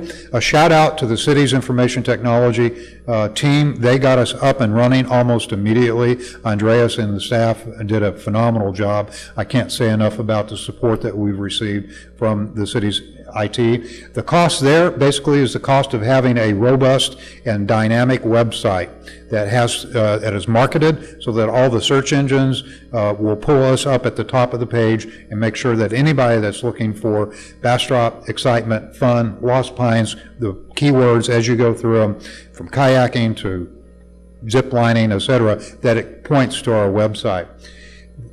The other big amount, almost $500,000, is sales and marketing, which the majority of that is in traditional and non-traditional advertising. Social media, promotions, Facebook, other different areas are what that is encompassed, as well as regular traditional advertising, billboards. You may have seen the Veterans Day billboards on the highway, as well as magazine advertising. The rest of it, rent, utilities, fairly low, again, because of the cooperation with Main Street and us coming together and being housed with them, as well as startup for office expenses, and then, of course, you have the total personnel costs. So at the bottom line, you see that we forecast to spend out of the 1.8 about 1.479. The remaining are two, and it's very important, two reserve funds. One reserve fund is what I would also call an opportunity fund. It gives us the ability that when a great idea comes and presents itself, that we have some reserve dollars to be able to say, yes, we would like to support that, and use criteria that is primarily room generation. How many room nights are you going to bring in if we're going to allow for that fund to be used for whatever the purpose might be. So as an example, the Bastrop Music Festival, bringing in 30 different bands over 4 days, bringing in 40 performances, we feel that that will generate a lot of room nights for the destination, and what's important to the city manager's heart, sales tax generation for the community. The other reserve on the second page, and let's see if I have the clicker, is a operating reserve, and that is a highly restricted reserve, only to be used by full board approval in a dire emergency. So that basically is a small operating reserve fund. So basically 1.8 to start the budget with, 1.4 that we intend to spend in this first year, and I'll stop and ask for any questions on the budget at this point in time. Dale? Yes. So essentially the first reserve is a marketing reserve? That's correct. Thank you. So I have two questions. Who are you paying rent to, and how did you set that rate? we're paying rent to the city, and it's what the city rate was established for the space that we have at the Lakey House, which is across from the convention center. Council member, I will add that the point of Visit Bastrop is to spend as much money as possible on marketing. So we gave them a good deal, knowing that it benefited all of us because they're not spending tremendous amounts of money on rent. The great byproduct of that is the collaboration that happens with the Visit Bastrop staff, the convention center staff, and the hospitality and downtown department. They are in very close proximity. They collaborate and share, and the energy is vibrant. So there are That doesn't, I guess at the end of the day, does that cost us? Oh, no, Or is no. it a net zero kind of Sarah was in that building by herself, so any Okay. money we get is more money than we have. Okay, just wanted to talk about that a little bit. And the other thing is, what about, I know you're talking about what you're spending this year, but what about what you'll be generating, I guess, is that, are you just basing it historically on? Well, that is working with Tracy Waldron, the city finance officer, forecasting on the hot fund collections. So that is the target number that has been assigned out of the fund for that. We just received that information. One of the things, though, in the reports that we'll be showing a little bit later, you'll see where we'll be tracking some historical data. And as we get a little bit better idea and picture, we'll be able to help the city forecast in terms of what we think are conservative but reasonable expectations in terms of hotel collections. You're welcome. I'll move ahead now to the business plan. In future presentations, we will be presenting this business plan in September.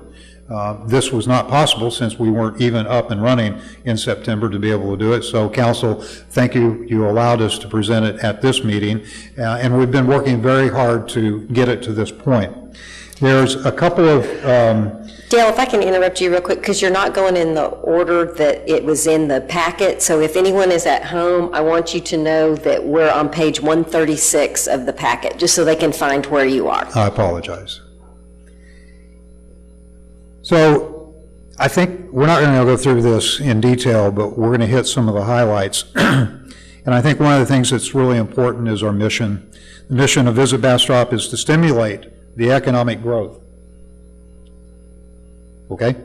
That must have been, I bumped it, I guess. Our mission is to stimulate the economic growth of the city by marketing Bastrop and our region as a vibrant visitor destination, including conventions, meetings, outdoor recreation, and special events along with tourism.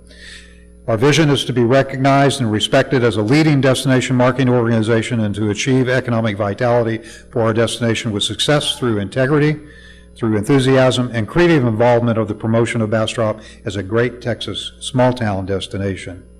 So you know that we're a 501c6 not-for-profit, and that we are going to be goal-oriented, and that we will be looking for results-directed achievements. And we will look for opportunities and to build on them. So you have the list of our board of directors next, and the board members, as well as what they represent for the city.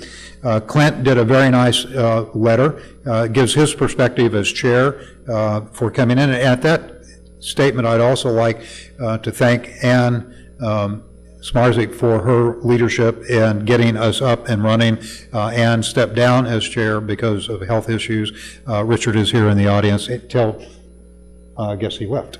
Sorry. He left just a few minutes ago. All right. Well, Richard was here, but we very much appreciated both of their work to get us up and running. You have the staff. This is almost fully staffed. We still have one other position that we're looking to fill a little bit later down the line. The next thing is trends and issues. In trends and issues, and for future reports, what we will try to do is identify the national, state, and other impacts of the hospitality industry. We have some really good news. Really good news is that unless you are a destination that has been impacted by a significant negative issue, such as Sonoma with the fires that they've just recently gone through, or a period of time for the Houston area, unless you've been impacted by something like that, the positive news is that the hospitality industry is growing. It is very robust right now. So what that means is, instead of fighting for a shrinking piece of the pie, we're going to fight for a growing piece of the pie, and that's very optimistic for our future. The other thing is that the meeting industry is robust. The problem with the meeting industry is that it is highly competitive. The reality is, as a country, we've overbuilt meeting space all across. No matter where you are, there's too much meeting space for the amount of business. So all that means is it's very competitive. What we're going to look for, and what you're going to hear from our Director of Sales, Shane, in just a few minutes, is how we're going to go and start competing to get our fair share of that piece of pie with our convention center. So it's a little bit of give and take. It's very competitive because of the competition and because the meeting business hasn't been growing, but it is growing to a certain degree. The other thing is an issue. And I will spend just a moment on that. Every city has got issues to deal with, especially in the hospitality industry. You can't almost go down any destination and recognize, especially for those that are really great at being a visitor destination, that there's always something that needs to be done to be corrected, improved for that visitor experience, because there's other destinations that are looking to improve their product to provide that great visitor experience and have them come spend all that money in their community. Some of the things that we've identified is that our leisure product, an issue is destination consistency. Many of our restaurants, shops, and attractions provide excellent customer service, but some don't. Some are open longer and on weekends, many more are not. A few conduct their own marketing programs, helping increase the voice of our destination, in addition to what the voice of the Visit Bastrop can do. But then many don't have the ability to do that marketing and increase that.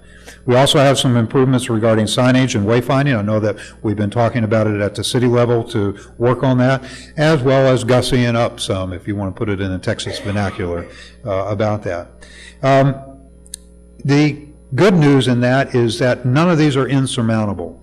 These are things that we as a collective group can start focusing on, and that's one role that Visit Bastrop will provide, is providing the dynamics of bringing together all of our partners in the hospitality industry with a common goal and common focus, and have the ability then, from our perspective, to execute those plans and to be able to help drive that. So very excited that in regards to trends and issues, growth is positive in the industry, and our issues are not insurmountable, and we can get started to work on them. So here's just a little bit of perspective. End of September funded. We had our first employees on board 2 weeks after that. We had our full staff that I've got on board right now within another 2 weeks after that. We started our first marketing campaign with the Veterans Day Car Show. Thanks again to the funding that was available for us to work with, we were able to get out and do a lot of work and start saying that Bastrop has something exciting happening, and we want y'all to come here and spend your money in our city. So I'm very excited to bring up to the podium Ashton LaFuente, who was our first hire that we brought in. I was able to bring her from the Hyatt Lost Pines Spa and Resort, who was handling marketing for them. It was a very good move. I had the agreement with the general manager he wouldn't hurt me for doing that. I think he saw the synergy of having somebody on Visit Bastrop that knows that property so intimately. Ashton hit the ground running and has been very exciting to work with. So I'm going to ask her to come up and give an overview for the marketing side of it, and I'll take Bill's question. Dale, you mentioned another staff member. What staff member are you going to add? We have one more position for a marketing communications person. Great, thank you. We'll bring on board, thank you. And this is Ashton's very first time to speak before Mayor and Council, so y'all be nice. Thank you. Move that along.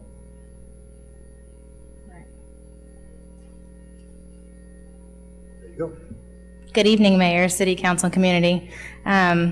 My name is Ashton LaFuente, and I'm the marketing manager for Visit Bastrop. I was born and raised in Bastrop, so I just want to say that I'm super excited to be here, to be working in Bastrop and also marketing our community as a tourist destination. Jumping right into things, our mission for marketing is specifically to market the Bastrop region as a tourism destination by establishing and elevating our brand through advertising, media, public relations, website promotion, social media, and in general, getting our unique story exposed to potential visitors. Our advertising plan of action, Visit Bastrop is partnering with Proof Advertising out of Austin to develop a comprehensive marketing plan for our destination. Due to more time being required to develop this plan, we wanted to be certain that we had a clear short-term focus for the events currently happening in Bastrop. We've established a number of existing events and activities that have the potential to attract out-of-town and overnight visitors, but none of them, in our opinion, have been marketed to their full potential. Using our resources, we have focused our advertising and marketing efforts on attracting attention to our destination by elevating these already established events. We're striving to combine a my hometown culture with a vibe that conveys eclectic and happening, a destination that you'll want to visit. We'll be working with publications such as Texas Monthly, Texas Highways, AAA Journeys, Texas Music, and other like publications to get our messaging out.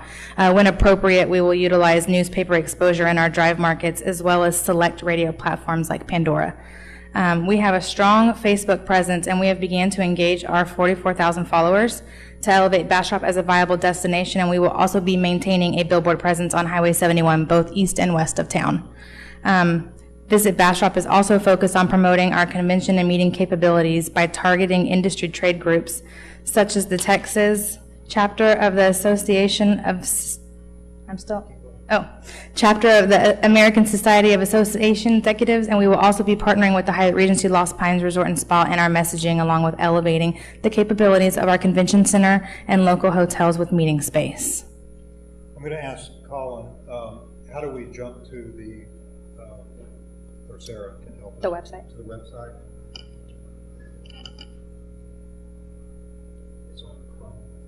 There it is right there.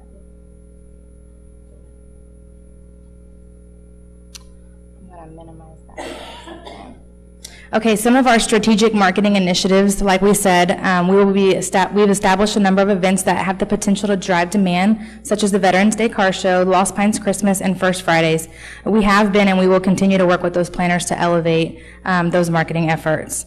We will also be developing new events. We're excited to be partnering with Texas Music Magazine to create the first ever Bastrop Music Festival, which is set to take stage May 17th through 20th in 2018. This event will feature more than 30 bands playing over 40 shows and performances of numerous genres across the city, and we're really excited about that. Our website, which we have pulled up for you, we have contracted with SimpleView to host our new website, which went live on November 8th. SimpleView has been working with destination marketing organizations since 2001, providing tools, knowledge, and creativity to DMOs to perform at the top of their game. With any new site, we still have some shifting to do, but overall, we're very pleased with the way the site looks and overall functionality. So if you haven't visited visitbastrop.com, we really encourage you to do that. Check it out and send us your feedback. I'm just going to kind of maximize it here and then just kind of scroll it from, oh, it was up. Oh. Ashton, can I ask you a question? Sure. You, in your mission under marketing, you say specifically market the Bastrop region as a tourism destination, but it doesn't mention marketing it as a meeting destination. Well, is that included in? It is included, but Shane is going to speak to that portion of it. Okay. This is, yes. So as you can see, this is our main website. It looks a little skewed, but got a big hero image up at the top, and then down below is kind of our welcome text. And then some of the call outs to some of our heavy hitters, like our history, our shopping, Hyatt Regency, and then as you scroll over here, you can kind of tab over.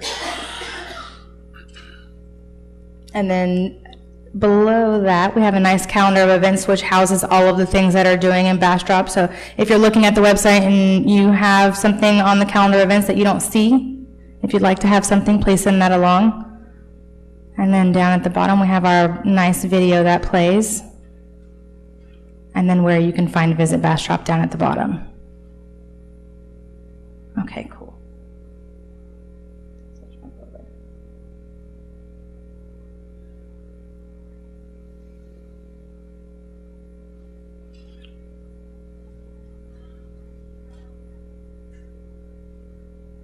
Okay.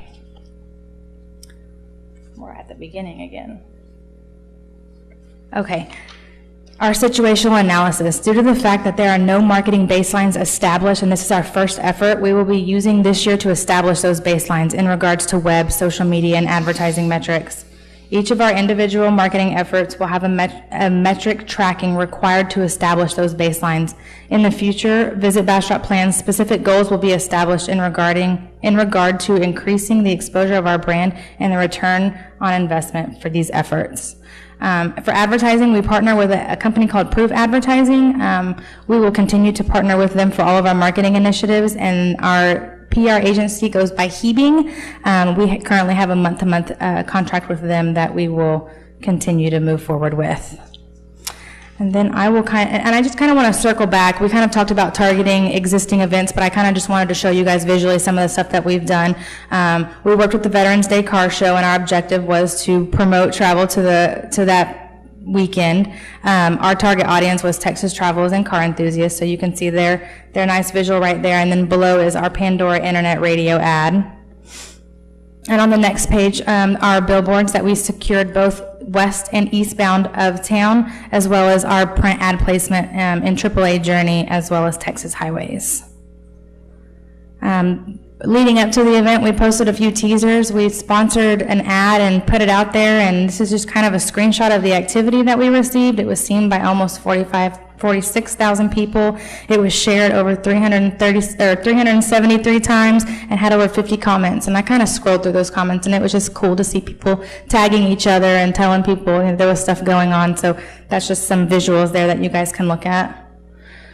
We also did some Facebook live streaming the day before the event to kind of get people, get the buzz going. And so we posted some of those visuals for you as well, and all that drives traffic back to our website. We also did day of social media presence, so there are just some of the visuals of the car show. Shane actually took that picture from the Abry Gallery on the second floor, and it's great. It's a beautiful picture. And then below is a little screenshot of our Instagram feed. We're kind of gearing up and getting that rolling too, so there's a screenshot of some of that activity. Other targeted existing events, Lost Pines Christmas, we'll be partnering with the, let me scoot over here to this. We've partnered with the Main Street program to promote travel to the Lost Pines Christmas celebration, and our efforts for this will include billboards, digital, social, as well as local news broadcasts. So our billboards will be going up in the next day or two, so be on the lookout for those. New and potential events, like we mentioned earlier, the Bastrop Music Festival is coming to town May 17th through 20th. We partner with the Texas Music Magazine to bring the festival. This inaugural event will feature more than 30 bands, 40 shows, with a mixture of wristband-only nighttime shows, as well as free daytime events that are friendly for children. So that'll be awesome. Some of those venues that we've set up already include Old Town Restaurant, Neighbors Kitchen and Yard, and the Kleinert Building at Viejos. And we still have a bit of scouting to do to get some additional venues. And then I will pass it back off to Dale, and he will move on to the group sales section. Thank you, Ashley. Well, it has been very exciting to get the marketing going and to have that, have Ashton and her expertise to come help me. And I'm not going to touch the computer anymore. That's a good idea. Mentioning the Lost Pines Christmas, we had a film crew in today from the CBS affiliate out of Austin, which we will be doing a live broadcast on the Lost Pines Christmas celebration. They did the B-roll, so we walked them through. We got all different types of shots, but especially we got the Christmas lights and the bridge and a whole bunch of other things that would entice people to come during the Christmas season for that. So that's an additional thing that we will be doing to promote the destination. They will be doing a live broadcast on the 7th, yes, December 7th. So my hometown, live from Bastrop, Texas. It gives me great pleasure to ask Shane Sorensen to come up and present our group sales. Group sales is conventions, meetings, sports, etc., for the organization. We were able to recruit Shane from Plano, Texas, where he was doing similar work for the Plano Convention Visitors Bureau, and he was able to make the move. He's already sold his house in Plano and already has a place here in Bastrop. So things really happened quickly, and very blessed that we're able to do that. The mission in group sales is to be able to bring a type of clientele that would not otherwise come to our destination, but because the meeting is being held here, they will come. Those are business people working with business people. Those are educators working to get educated and for performance enhancement. Those are type of people that can do economic development and economic investment in our community. That's the value of the meetings industry for any city. That's why cities build convention centers, and that's why they expand them, and that's why they go after it aggressively and support it, is it brings in a type of clientele that has a tremendous economic value for. This is an area we feel that Bastrop has not ever had any real focus on. That was not the focus of the Bastrop Marketing Corporation in the past. So we have not, this is all new territory. And so very excited to have Shane walk you through some of the plans that we have. Shane? Good evening, Madam Mayor and Council. Thank you very much for the opportunity to present our plan tonight. Just formalities, my name is Shane Sorensen. I was most recently the Director of Smurf and Government Sales in Plano, Texas. That is social, military, education, religious, fraternal, and government markets are the markets that I covered, which sounds like almost everything, but then there's all kinds of other associations of underwater basket weaving and that sort of thing. And so I covered a lot of markets, and I've been in the industry now for almost 10 years, and in that time I've established a lot of relationships with professional planners around the country. And so it's really nice that I'm able to be here and still utilize some of those relationships to attract those events here. A little bit what I'm going to present is our goal is going to be twofold. Number one, everybody is familiar with the Hyatt Lost Pines is really our bread and butter. They're the largest revenue generator for the hotel occupancy tax. We don't want to do away with that. We want them to continue to succeed because their success is also our success, if you will. And so my job is to help support them any way I can to kind of be an extension of their sales team. That's phase one. Phase two is also to support the sales at our convention center. I realize there's some challenges there, seeing as we don't have a hotel on site, and there's no on-site catering, so the convention center does present its own challenges, but I believe there's groups out there that are looking for a facility where they can bring in their own catering, where they can bring in their own entertainment, and where they don't care if everyone stays in the same hotel or if the hotel is on site. I have experience working with the Texas Shrine Association. That's a great event.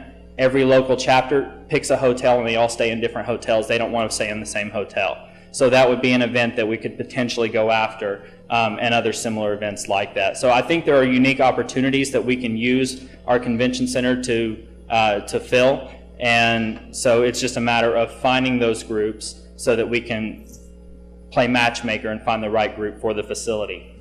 And so I'll be, just to recap, I'll be an extension of the Hyatt's sales team, if you will, representing Bastrop, as well as helping to sell the convention center and the other meeting hotels here in town.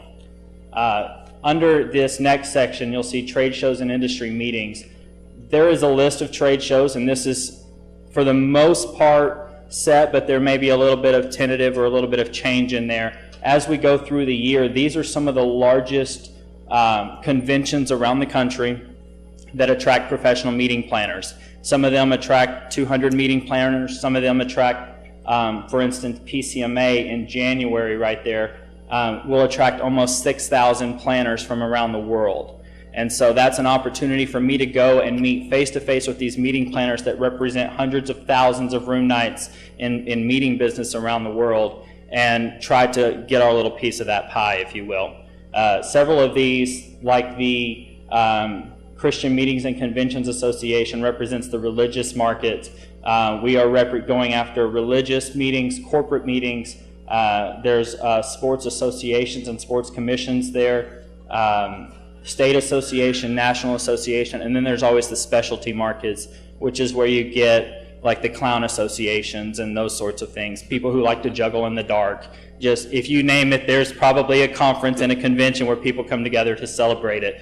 And so those are going to fall under the specialty. So you can see we're casting a really broad net to go after the events that are not just going to fill up the Hyatt, but fill up every other hotel in town. That's my goal, is to cast the broadest net we possibly can to attract as many events as we possibly can. And a lot of those are getting to the point where they're, I call it speed dating. It's technically called a reverse trade show, where when I have the opportunity to meet face-to-face with these planners, I'll have anywhere between 4 and 8 minutes in these one-on-one appointments.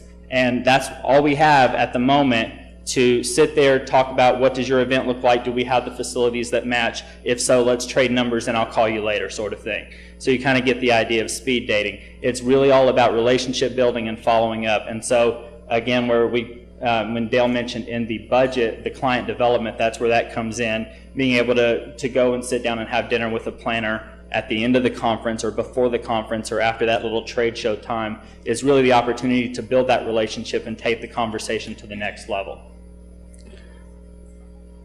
Let's see, I'm just going to skip through a little bit. Regarding the convention center, just to kind of go back to that, like I said, it's a matter of, since there's never been a group sales effort outside of the area representing the convention center, it's really going to be a matter of discovery, finding out which groups will be a good fit, and then doing what we can to help attract those.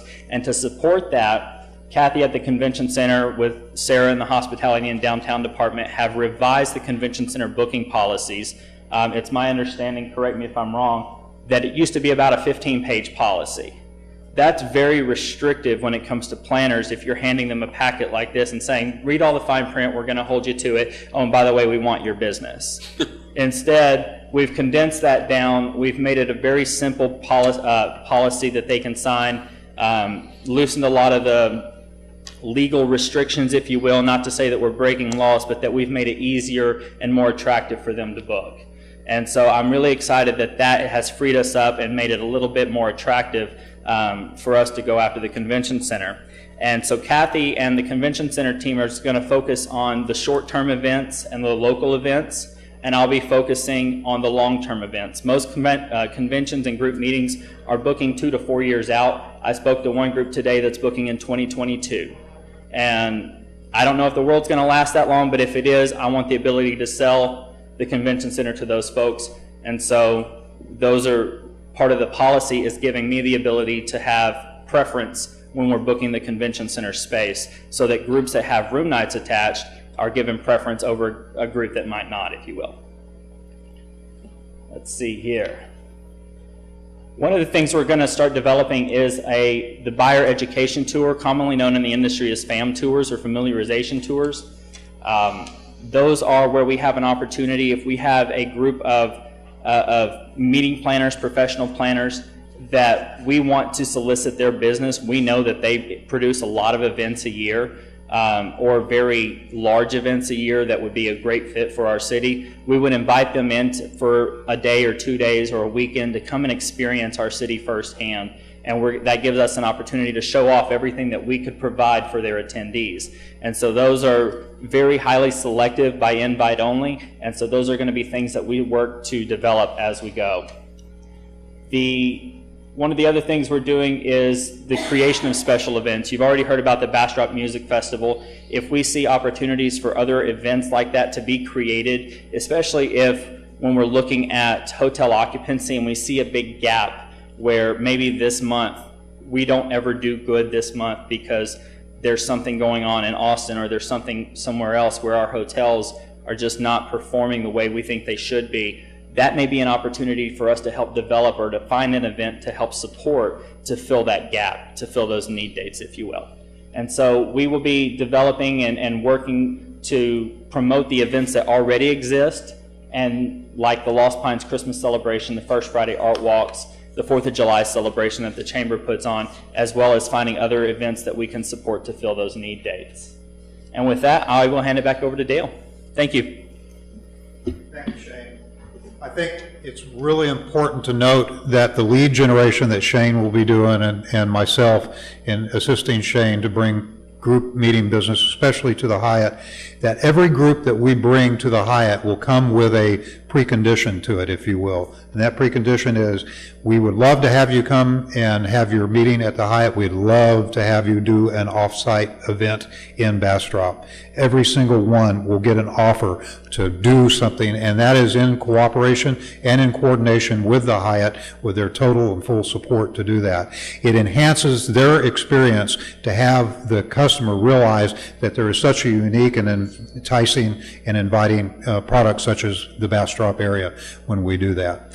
So that was basically our overall business plan. One other caveat to it is we're going to need some flexibility in it. These are our best thoughts at this time, and it is what we hope to do, and we'll see as we move through and as market conditions impact us where we're going. So we'll get to the very end. I know it's been a long evening and presentation, but I appreciate it. We've worked to this point. One of the promises that we said was that we would do, and Shane, I'll get you to get this over onto the President's report, if you would, is that we would give you transparency and that we would give you a very strong indication of performance. The performance is in two levels. One is destination performance, and the other is the performance of your destination marketing organization, Visit Bastrop. So it's called the President's Report. You have your first one for October of 2017, and I'll walk through it just very briefly. The Smith Travel Report, which is the lodging industry report, also called STAR, STR report, is a compilation of how our hotels are performing. So you have Bastrop on the top line. September actually was a very good month. It showed an increase in occupancy of 8.3% increase in September. Well, that's very nice to see. If you look to the right, calendar year to date, though, we're tracking about flat, a little slightly negative. One of the things that you might mention is part of the challenge that you have is we've had 6 FEMA designated disasters, and so we have fed our own hotel industry. So the fact that we're actually growing and we've not had any disasters is positive news. That is very positive news. And it does, as we track this data and start evaluating it year over year, we'll get a really good picture of how the destination can and should perform. Now, the lines that are underneath it, the comparative markets, not competitive, but comparative markets, are very important for us.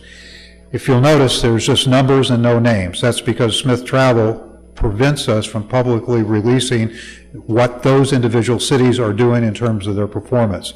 But those cities include Austin, they include San Antonio, they include Fredericksburg, they include a few other smaller town destinations in Texas that we can compare against. And it is important to note that the Hyatt Hotel is not included in the Bastrop number. Let me say that again. The Hyatt Resort is not included in the Bastrop number.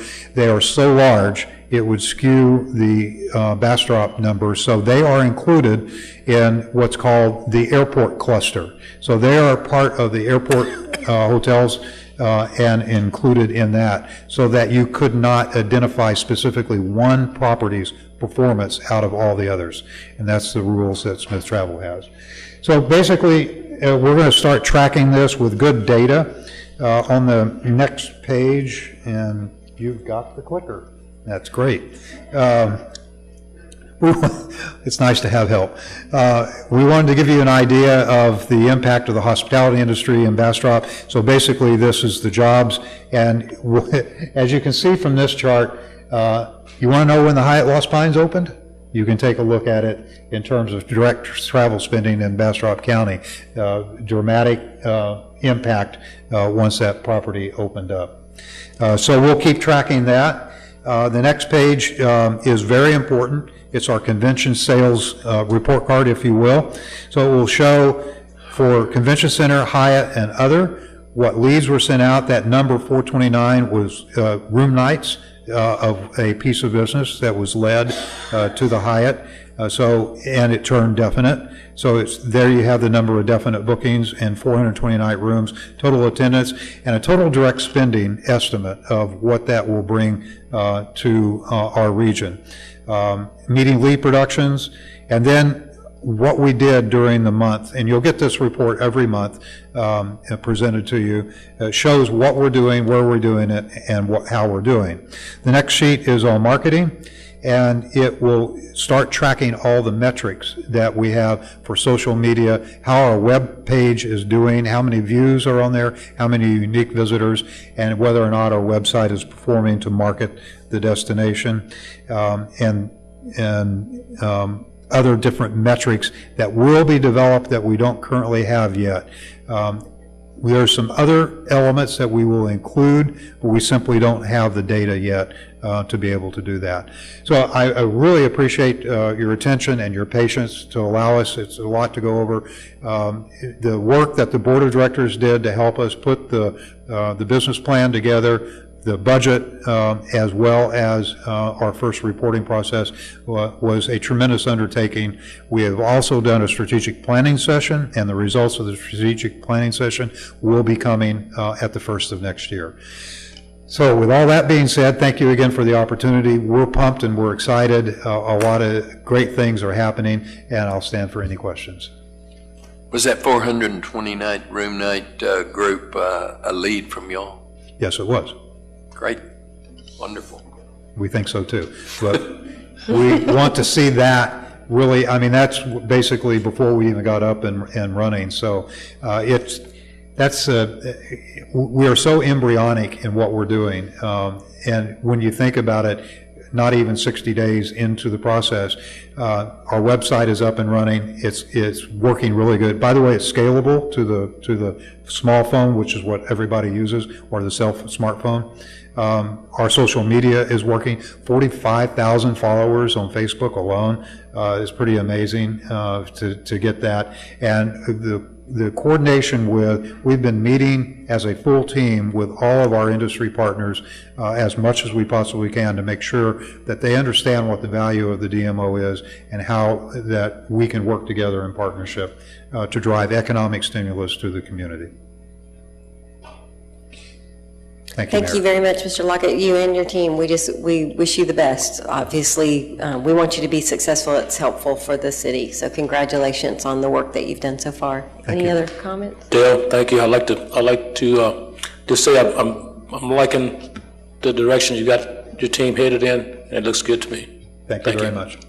That support is much needed. We appreciate it. Fantastic. Okay, we are going on. Council, are you okay, or do you need a 5-minute break? We're 2 hours in. Everybody okay? Okay. Gary says, keep going. All right, we're at 9D. We're going to hold a public hearing. We're going to have a presentation first, but we'll hold a public hearing and consider action to approve Resolution R2017-99 of the City Council of the City of Bastrop, Texas, supporting the granting of tax credits to the Preserve at Hunters Crossing LP for the construction of apartments to rent to low-income individuals and families, establishing a repealing clause and providing an effective date. Mayor and council, yes?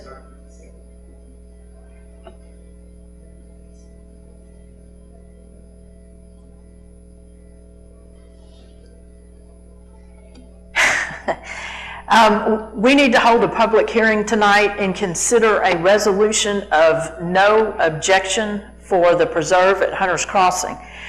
There's a reason I have left the dais tonight and come to the podium. I'm just this side of preaching, I think, is what's going to happen. I want to reframe the conversation that we have relative to affordable housing, and I want to talk to you in the context of workforce housing. I would like to talk about it in the context of housing is where jobs go to sleep at night. And I love this quote. It was said by Alan Kingston, who was the former president and CEO of Los Angeles-based Century Housing. And I will start where I will end. And that is 41% of the general fund's tax base comes from sales tax. Less than a third of our tax revenue comes from property tax, which is the most stable source of revenue a city can have. The way you grow your tax base is through economic development and annexation with the intent to grow your city.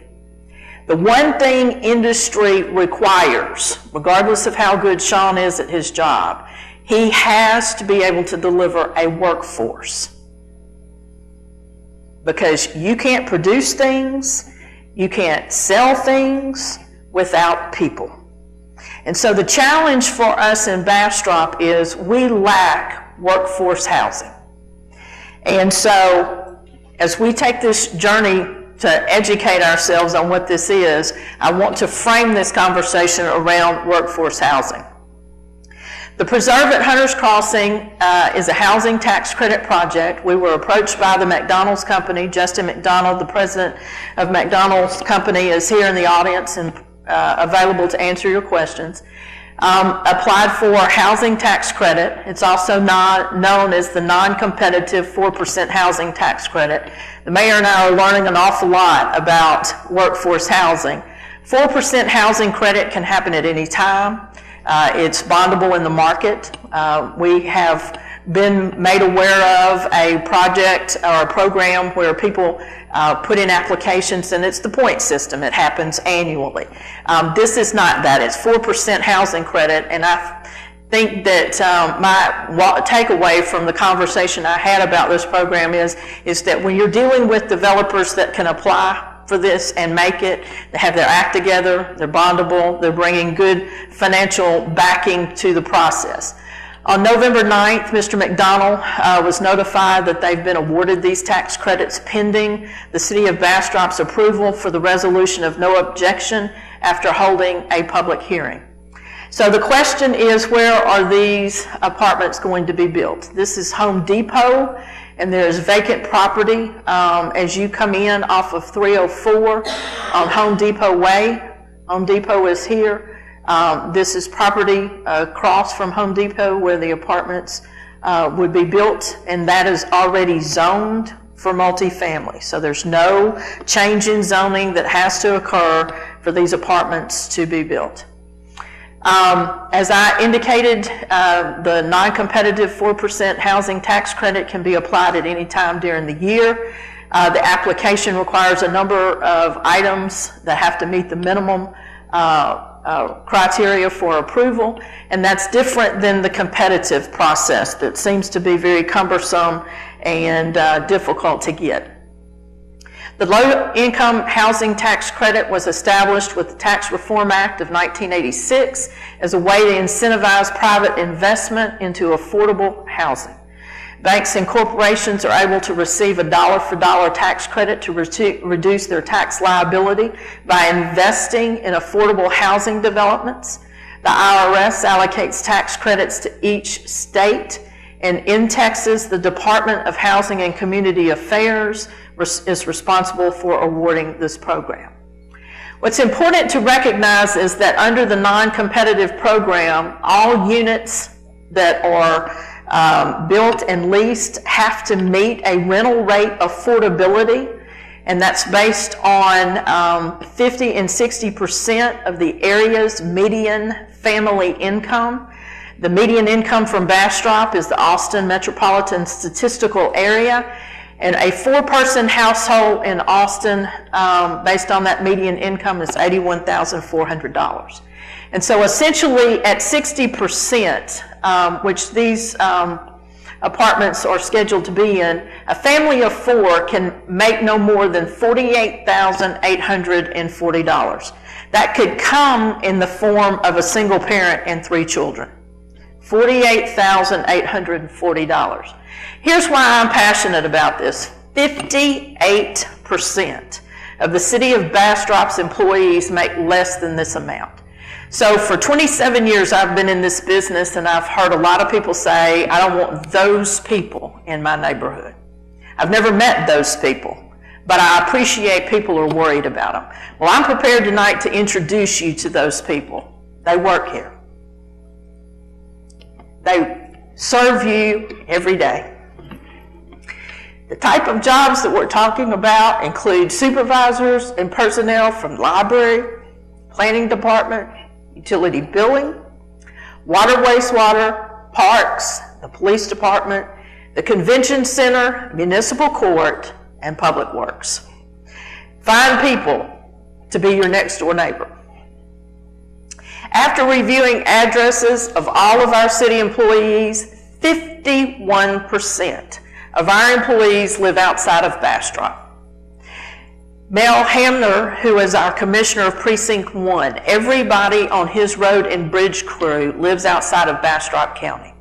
They don't live in the county. Judge Poppy and his wife Barb have been providing workforce housing for 30 years. It's a real need in this county.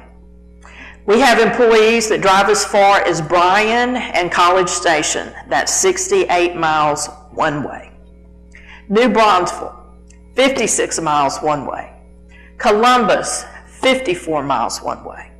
Pflugerville, 42 miles one way. We have several employees that cannot move to Bastrop because they frankly can't afford the existing housing. So when you look at what affordability looks like, you heard from Debbie earlier that the housing and urban development definition for affordable rents is paying no more than 30% of your gross income in rents and utility payments. So the incomes translates into the following rents. And again, what Mr. McDonald is proposing to build is at 60%. So that means a one-bedroom apartment would lease for $916 a month. 2 bedrooms is $1,099, and 3 bedrooms is $1,270. We do have 2 developments in Bastrop currently that are existing housing tax credit developments. That's the Settlement Estate Senior Housing on Settlement Drive that was built in 1998. And Riverwood Commons that's on Old Austin Highway that was built in 2011. We went through and submitted some written questions to Mr. McDonald. He has provided those answers. And I will summarize these because I think they're very important. Will the management of these apartments be in-house or a separate entity? They're in-house, and I will go through in detail just a minute his commitment and why they do in-house management. Has there been any change in the company names or reorganization? And the answer to that question is no. Included in your packet is their history of how they have come to focus on affordable housing in small markets. Very clearly, it's a passion. The mayor and I have had opportunities to inquire about Mr. McDonald in the industry, and very well regarded. In fact, people comment that if Mr. McDonald builds in your town, you should be grateful because he is considered really in high regard in the industry. How many tax credit projects have you developed in Texas? They've delivered more than 3,600 units since 1998. They currently operate 3,100 of those 3,600 units. We asked for letters of support. In your packet is a letter from the city of Fredericksburg, as well as from Representative Tom Craddock in the Texas House of Representatives. They have a development partner, On Track Ministries, that is a qualified community housing development organization. And this development would likely be subject to a 50% exemption from ad valorem taxes. So in a full disclosure, they'll probably get 50% exemption, but they are a part of the PID, know they're a part of the PID, and Mr. McDonald has indicated paying the PID fees still makes his numbers work for this development. The property is subject to a 30-year affordability period, which is enforced by the Land Use Restrictive Agreement filed on record and monitored by TDHCA. We've commented on what the rent is, but the breakdown of the units are 36 will be 1 bedroom, 1 bath, 56 will be 2 bedroom, 2 bath, and 48 will be 3 bedroom, 2 bath with rent between $785 and $1,078 a month. Specific information on this is it's 140 units, 1, 2, and 3 bedroom options, on-site clubhouse with fitness, There is a Cohen laundry, even though each unit will have washer and dryer hookups. That might be a luxury some families can't afford, so they'll have an option for being able to do their laundry on site. There's a business computer center, again, because in this price point, you can't always afford Wi-Fi and the extras of a computer, so it's available. There's a playground and a swimming pool. One of the things that was very impressive is the commitment to making sure that people that need affordable housing can live there and be safe. So Mr. McDonald has on-site management that reports directly to him. There's a full criminal background and credit checks conducted on each tenant. The tenant has to prove the ability to pay rent. There's no direct government assistance included in the tenant's ability to pay rent. At the annual renewal of lease, each tenant will have their full criminal background and credit check again to renew their lease. I don't know about y'all, but many of us have renters that live next door to us and they don't go through that vetting. And the landlord is great as long as they get paid. And so this, I think, really is a level of assurance that says that property is going to maintain its value. The quarterly property inspections that are conducted with air conditioning filters are changed because, again, the McDonald family has made an investment in this and they want to ensure their investment's maintained. The tenant responsibility is there's zero tolerance for criminal activities. If a tenant is arrested, they have 3 days to move out. Mr. McDonald indicated to me that he'd be happy to kick them out, but the law says I have to give them 3 days. So he takes that very seriously. No loud parties, no drugs, no fights. Development is required to take Section 8 vouchers. However, they don't solicit them. And tenants with Section 8 vouchers still have to meet all of their eligibility requirements to move in.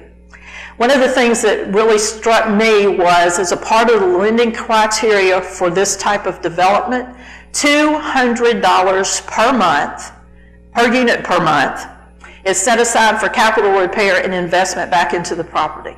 And so he said, if you'll go look at properties we've had 15 or 20 years, they look like they've been very well maintained. And there's requirements of this program to ensure that happens. TDHC conducts a physical inspection of the property every 2 to 3 years. So I'm going to end where I started, and that is 41% of the general fund is sales tax. We need to diversify our property base because it represents less than 33% of our revenue. We can diversify that tax base by increased economic development and growth through annexation. But companies need skilled workforces, and more importantly, they move where the workers are located. We have a shortage of workforce housing. 51% of our employees live outside of Bastrop, and we need to attract more appropriate housing for them. Sean developed this slide, and I think it is so important because 5,389 people are employed in Bastrop but yet live outside of Bastrop. Only 665 live in Bastrop and work in Bastrop. And 2,800 live in Bastrop and are employed somewhere else. So this makes, I think that I could have said this one chart and made my point, but the bottom line is we must get workforce housing. We have a great future. We have a wonderful opportunity to grow Bastrop and ensure that it can be all it can be, but we have to provide housing that makes sense for the workforce. Housing is where the jobs sleep at night. So this concludes my presentation. We have to hold a public hearing. Mr. McDonald is here and available to answer any questions that you may have. The staff recommends approval of this, and I will answer any questions that you may have. I'd like to make a motion. We have to have a public hearing first. We're not ready for motions. So do we have any other questions for city manager, or do we have any questions for the applicant? Councilmember Ennis? I have 2 questions. It said that governmental assistance would not be considered in the rent qualification. Does that mean that they qualify without the Section 8 vouchers, and then that just comes in after the fact? I'll let Mr. McDonald speak to that. Thank you, Mayor and Council, for hearing us this evening. To answer your question, we are not able to consider where that income or that rental payment comes from under state regulations due to being part of this program. So what it means is that that money might come from their employer, it might come from a Section 8 voucher. We're not really able to distinguish the difference. I think it was the comment about the governmental assistance that got me off track. And I may have misunderstood what you said, but they have to show employment, do they not? They do have to show employment and verifiable income in order to qualify under the program. Now, if that income is short of the amount that would be required to cover their rent payment, and they can present a Section 8 voucher or any other form of alternative payment, we have to consider that as part of their income for qualification. My apologies for not getting that straight, sorry. And they still have pretty to complex. pass. That was a pretty good presentation overall. And they still have to pass the criminal and the credit check, Yes, absolutely. regardless of Section 8 or any other funding. Correct. Regardless of where their payment comes from, they still have to satisfy our minimum tenant criteria. And one other quick thing, and Councilmember Ennis, I know you still have a question. I think the 60%, she showed two different rental rates, and I think the first set she showed was the maximum limit, and Yes. then the second set was how much you plan on charging at this Right. particular site. And I did want to clarify that. So the first set of numbers that was shown appeared to be the gross rent numbers, and then the second set that was shown is the actual net rent to the tenant. And the difference in that is what we call the utility allowance, because we are required to take into account the average cost of utilities on each one of these units and deduct that from the amount that the resident pays. So when they say that the 30% of their income is what their maximum rent payment should be, that is inclusive of not only rent but also utilities. So that's why we deduct that allowance back out. So the actual check that the resident would write, at the beginning of every month for their rent would be that second lower set of numbers. Okay, thank you. Councilmember Ennis? The city manager said that at one point you had 3,600 units, and then it went down to 3,100. Did you sell those, and is that an ordinary practice, or do you? We retain the vast majority of the properties that we've developed. Those particular 500 or 600 units were developed in conjunction with some partners up in the North Texas area and a couple in the Hill Country. And at a later date, those partners opted to go their own way, and it kind of didn't fit our portfolio in the same way that it did when they were first developed. But I think you can see that the large majority of what we have, we still control and we still directly manage, and that's our main operating model. I think any kind of concern this council might have, and I shouldn't be speaking for my counterparts here, but you come with glowing credentials, and we'd like to see you continue to operate this particular project ad infinitum, I would Yes, say. so that's certainly our plan. Mr. McDonald, I think you indicated that you might have some pictures you wanted to show? Yes, I'd be happy to. I didn't want to take too much time, depending on how tired the council is, but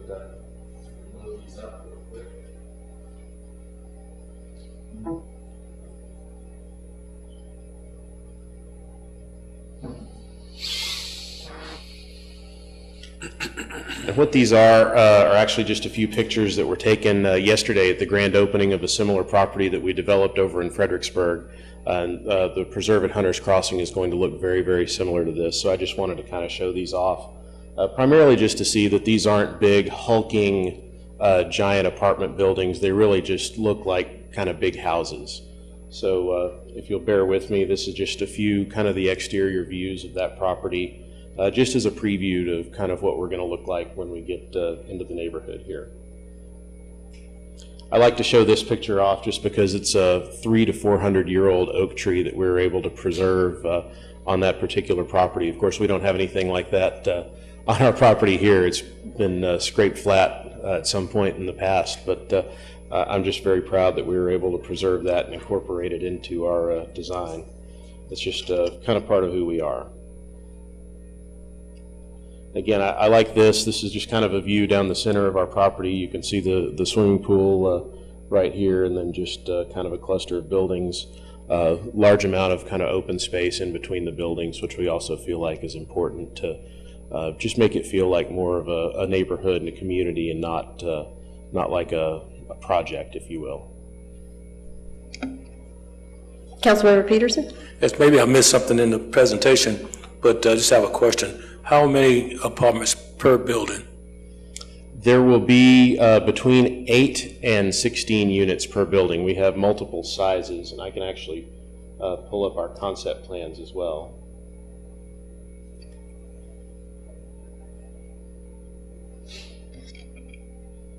So down here in the right corner, it's very small to read, and I apologize for that. But you can see we have, these are 2-story buildings, so you can double each number of kind of squares that you see there. So again, it'll be between 8 and 16 units per building, and it'll look basically just like those units that I just showed you. This is the architect's rendering of the elevation and the layout of how the units would flow in that building.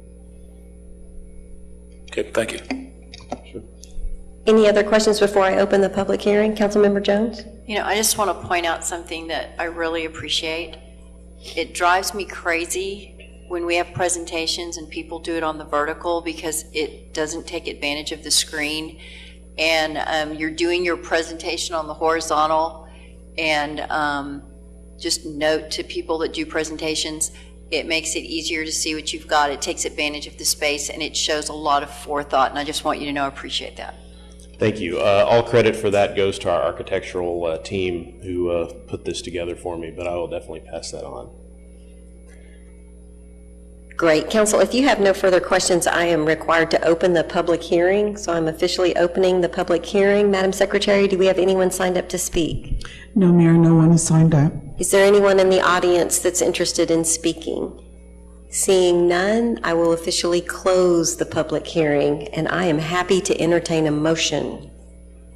I move that the council supports a grant for tax credits to the preserve at Hunter's Crossing for the construction of apartments to rent to low-income individuals and families. I have a motion. I second the motion. I have a motion from Councilmember Jones and a second from Mayor Pro Tem Schiff. Are there any comments or discussion from anyone on council? Councilmember Nelson. Justin, thanks first of all for visiting with us earlier, and then for your presentation tonight. If all of the developers were as conscientious and responsible as y'all, we would not be having these elongated discussions. We certainly want to give our developers every advantage that we possibly can without giving them an advantage over the people who live in the community. So I really want to thank you for your conscientious efforts in supplying affordable housing to the public. Thank you so much. I appreciate that. Any other discussion? Seeing none, Madam Secretary, if you'll call the roll. I had a point I wanted to make. I just would like to see more of this, because I think that what's going to happen with projects like this is it's going to make Sean's job a lot easier.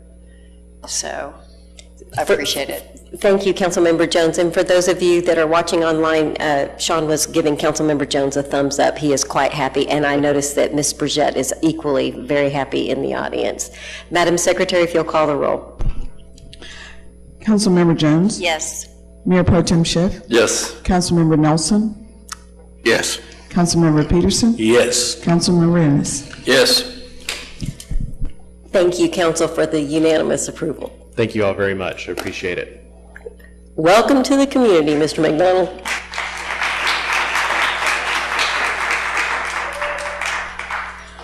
All right, we're on 9E, which is also, yay, the last item.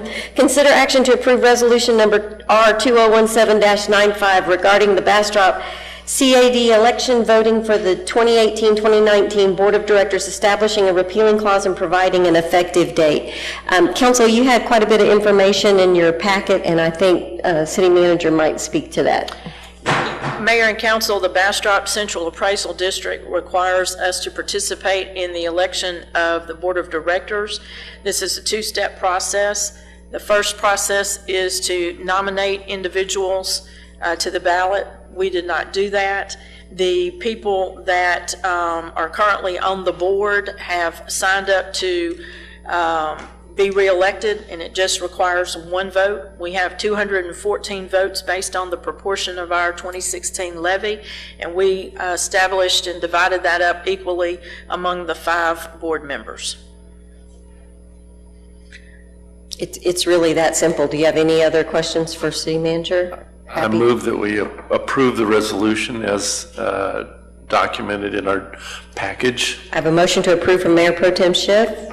Second. I have a second from Councilmember Nelson. Is there any further discussion? Seeing none, Madam Secretary, if you'll call the roll. Mayor Pro Tem Schiff, Yes. Councilmember Nelson, Yes. Councilmember Peterson, Yes. Councilmember Jones, Yes. Councilmember Ennis. Yes.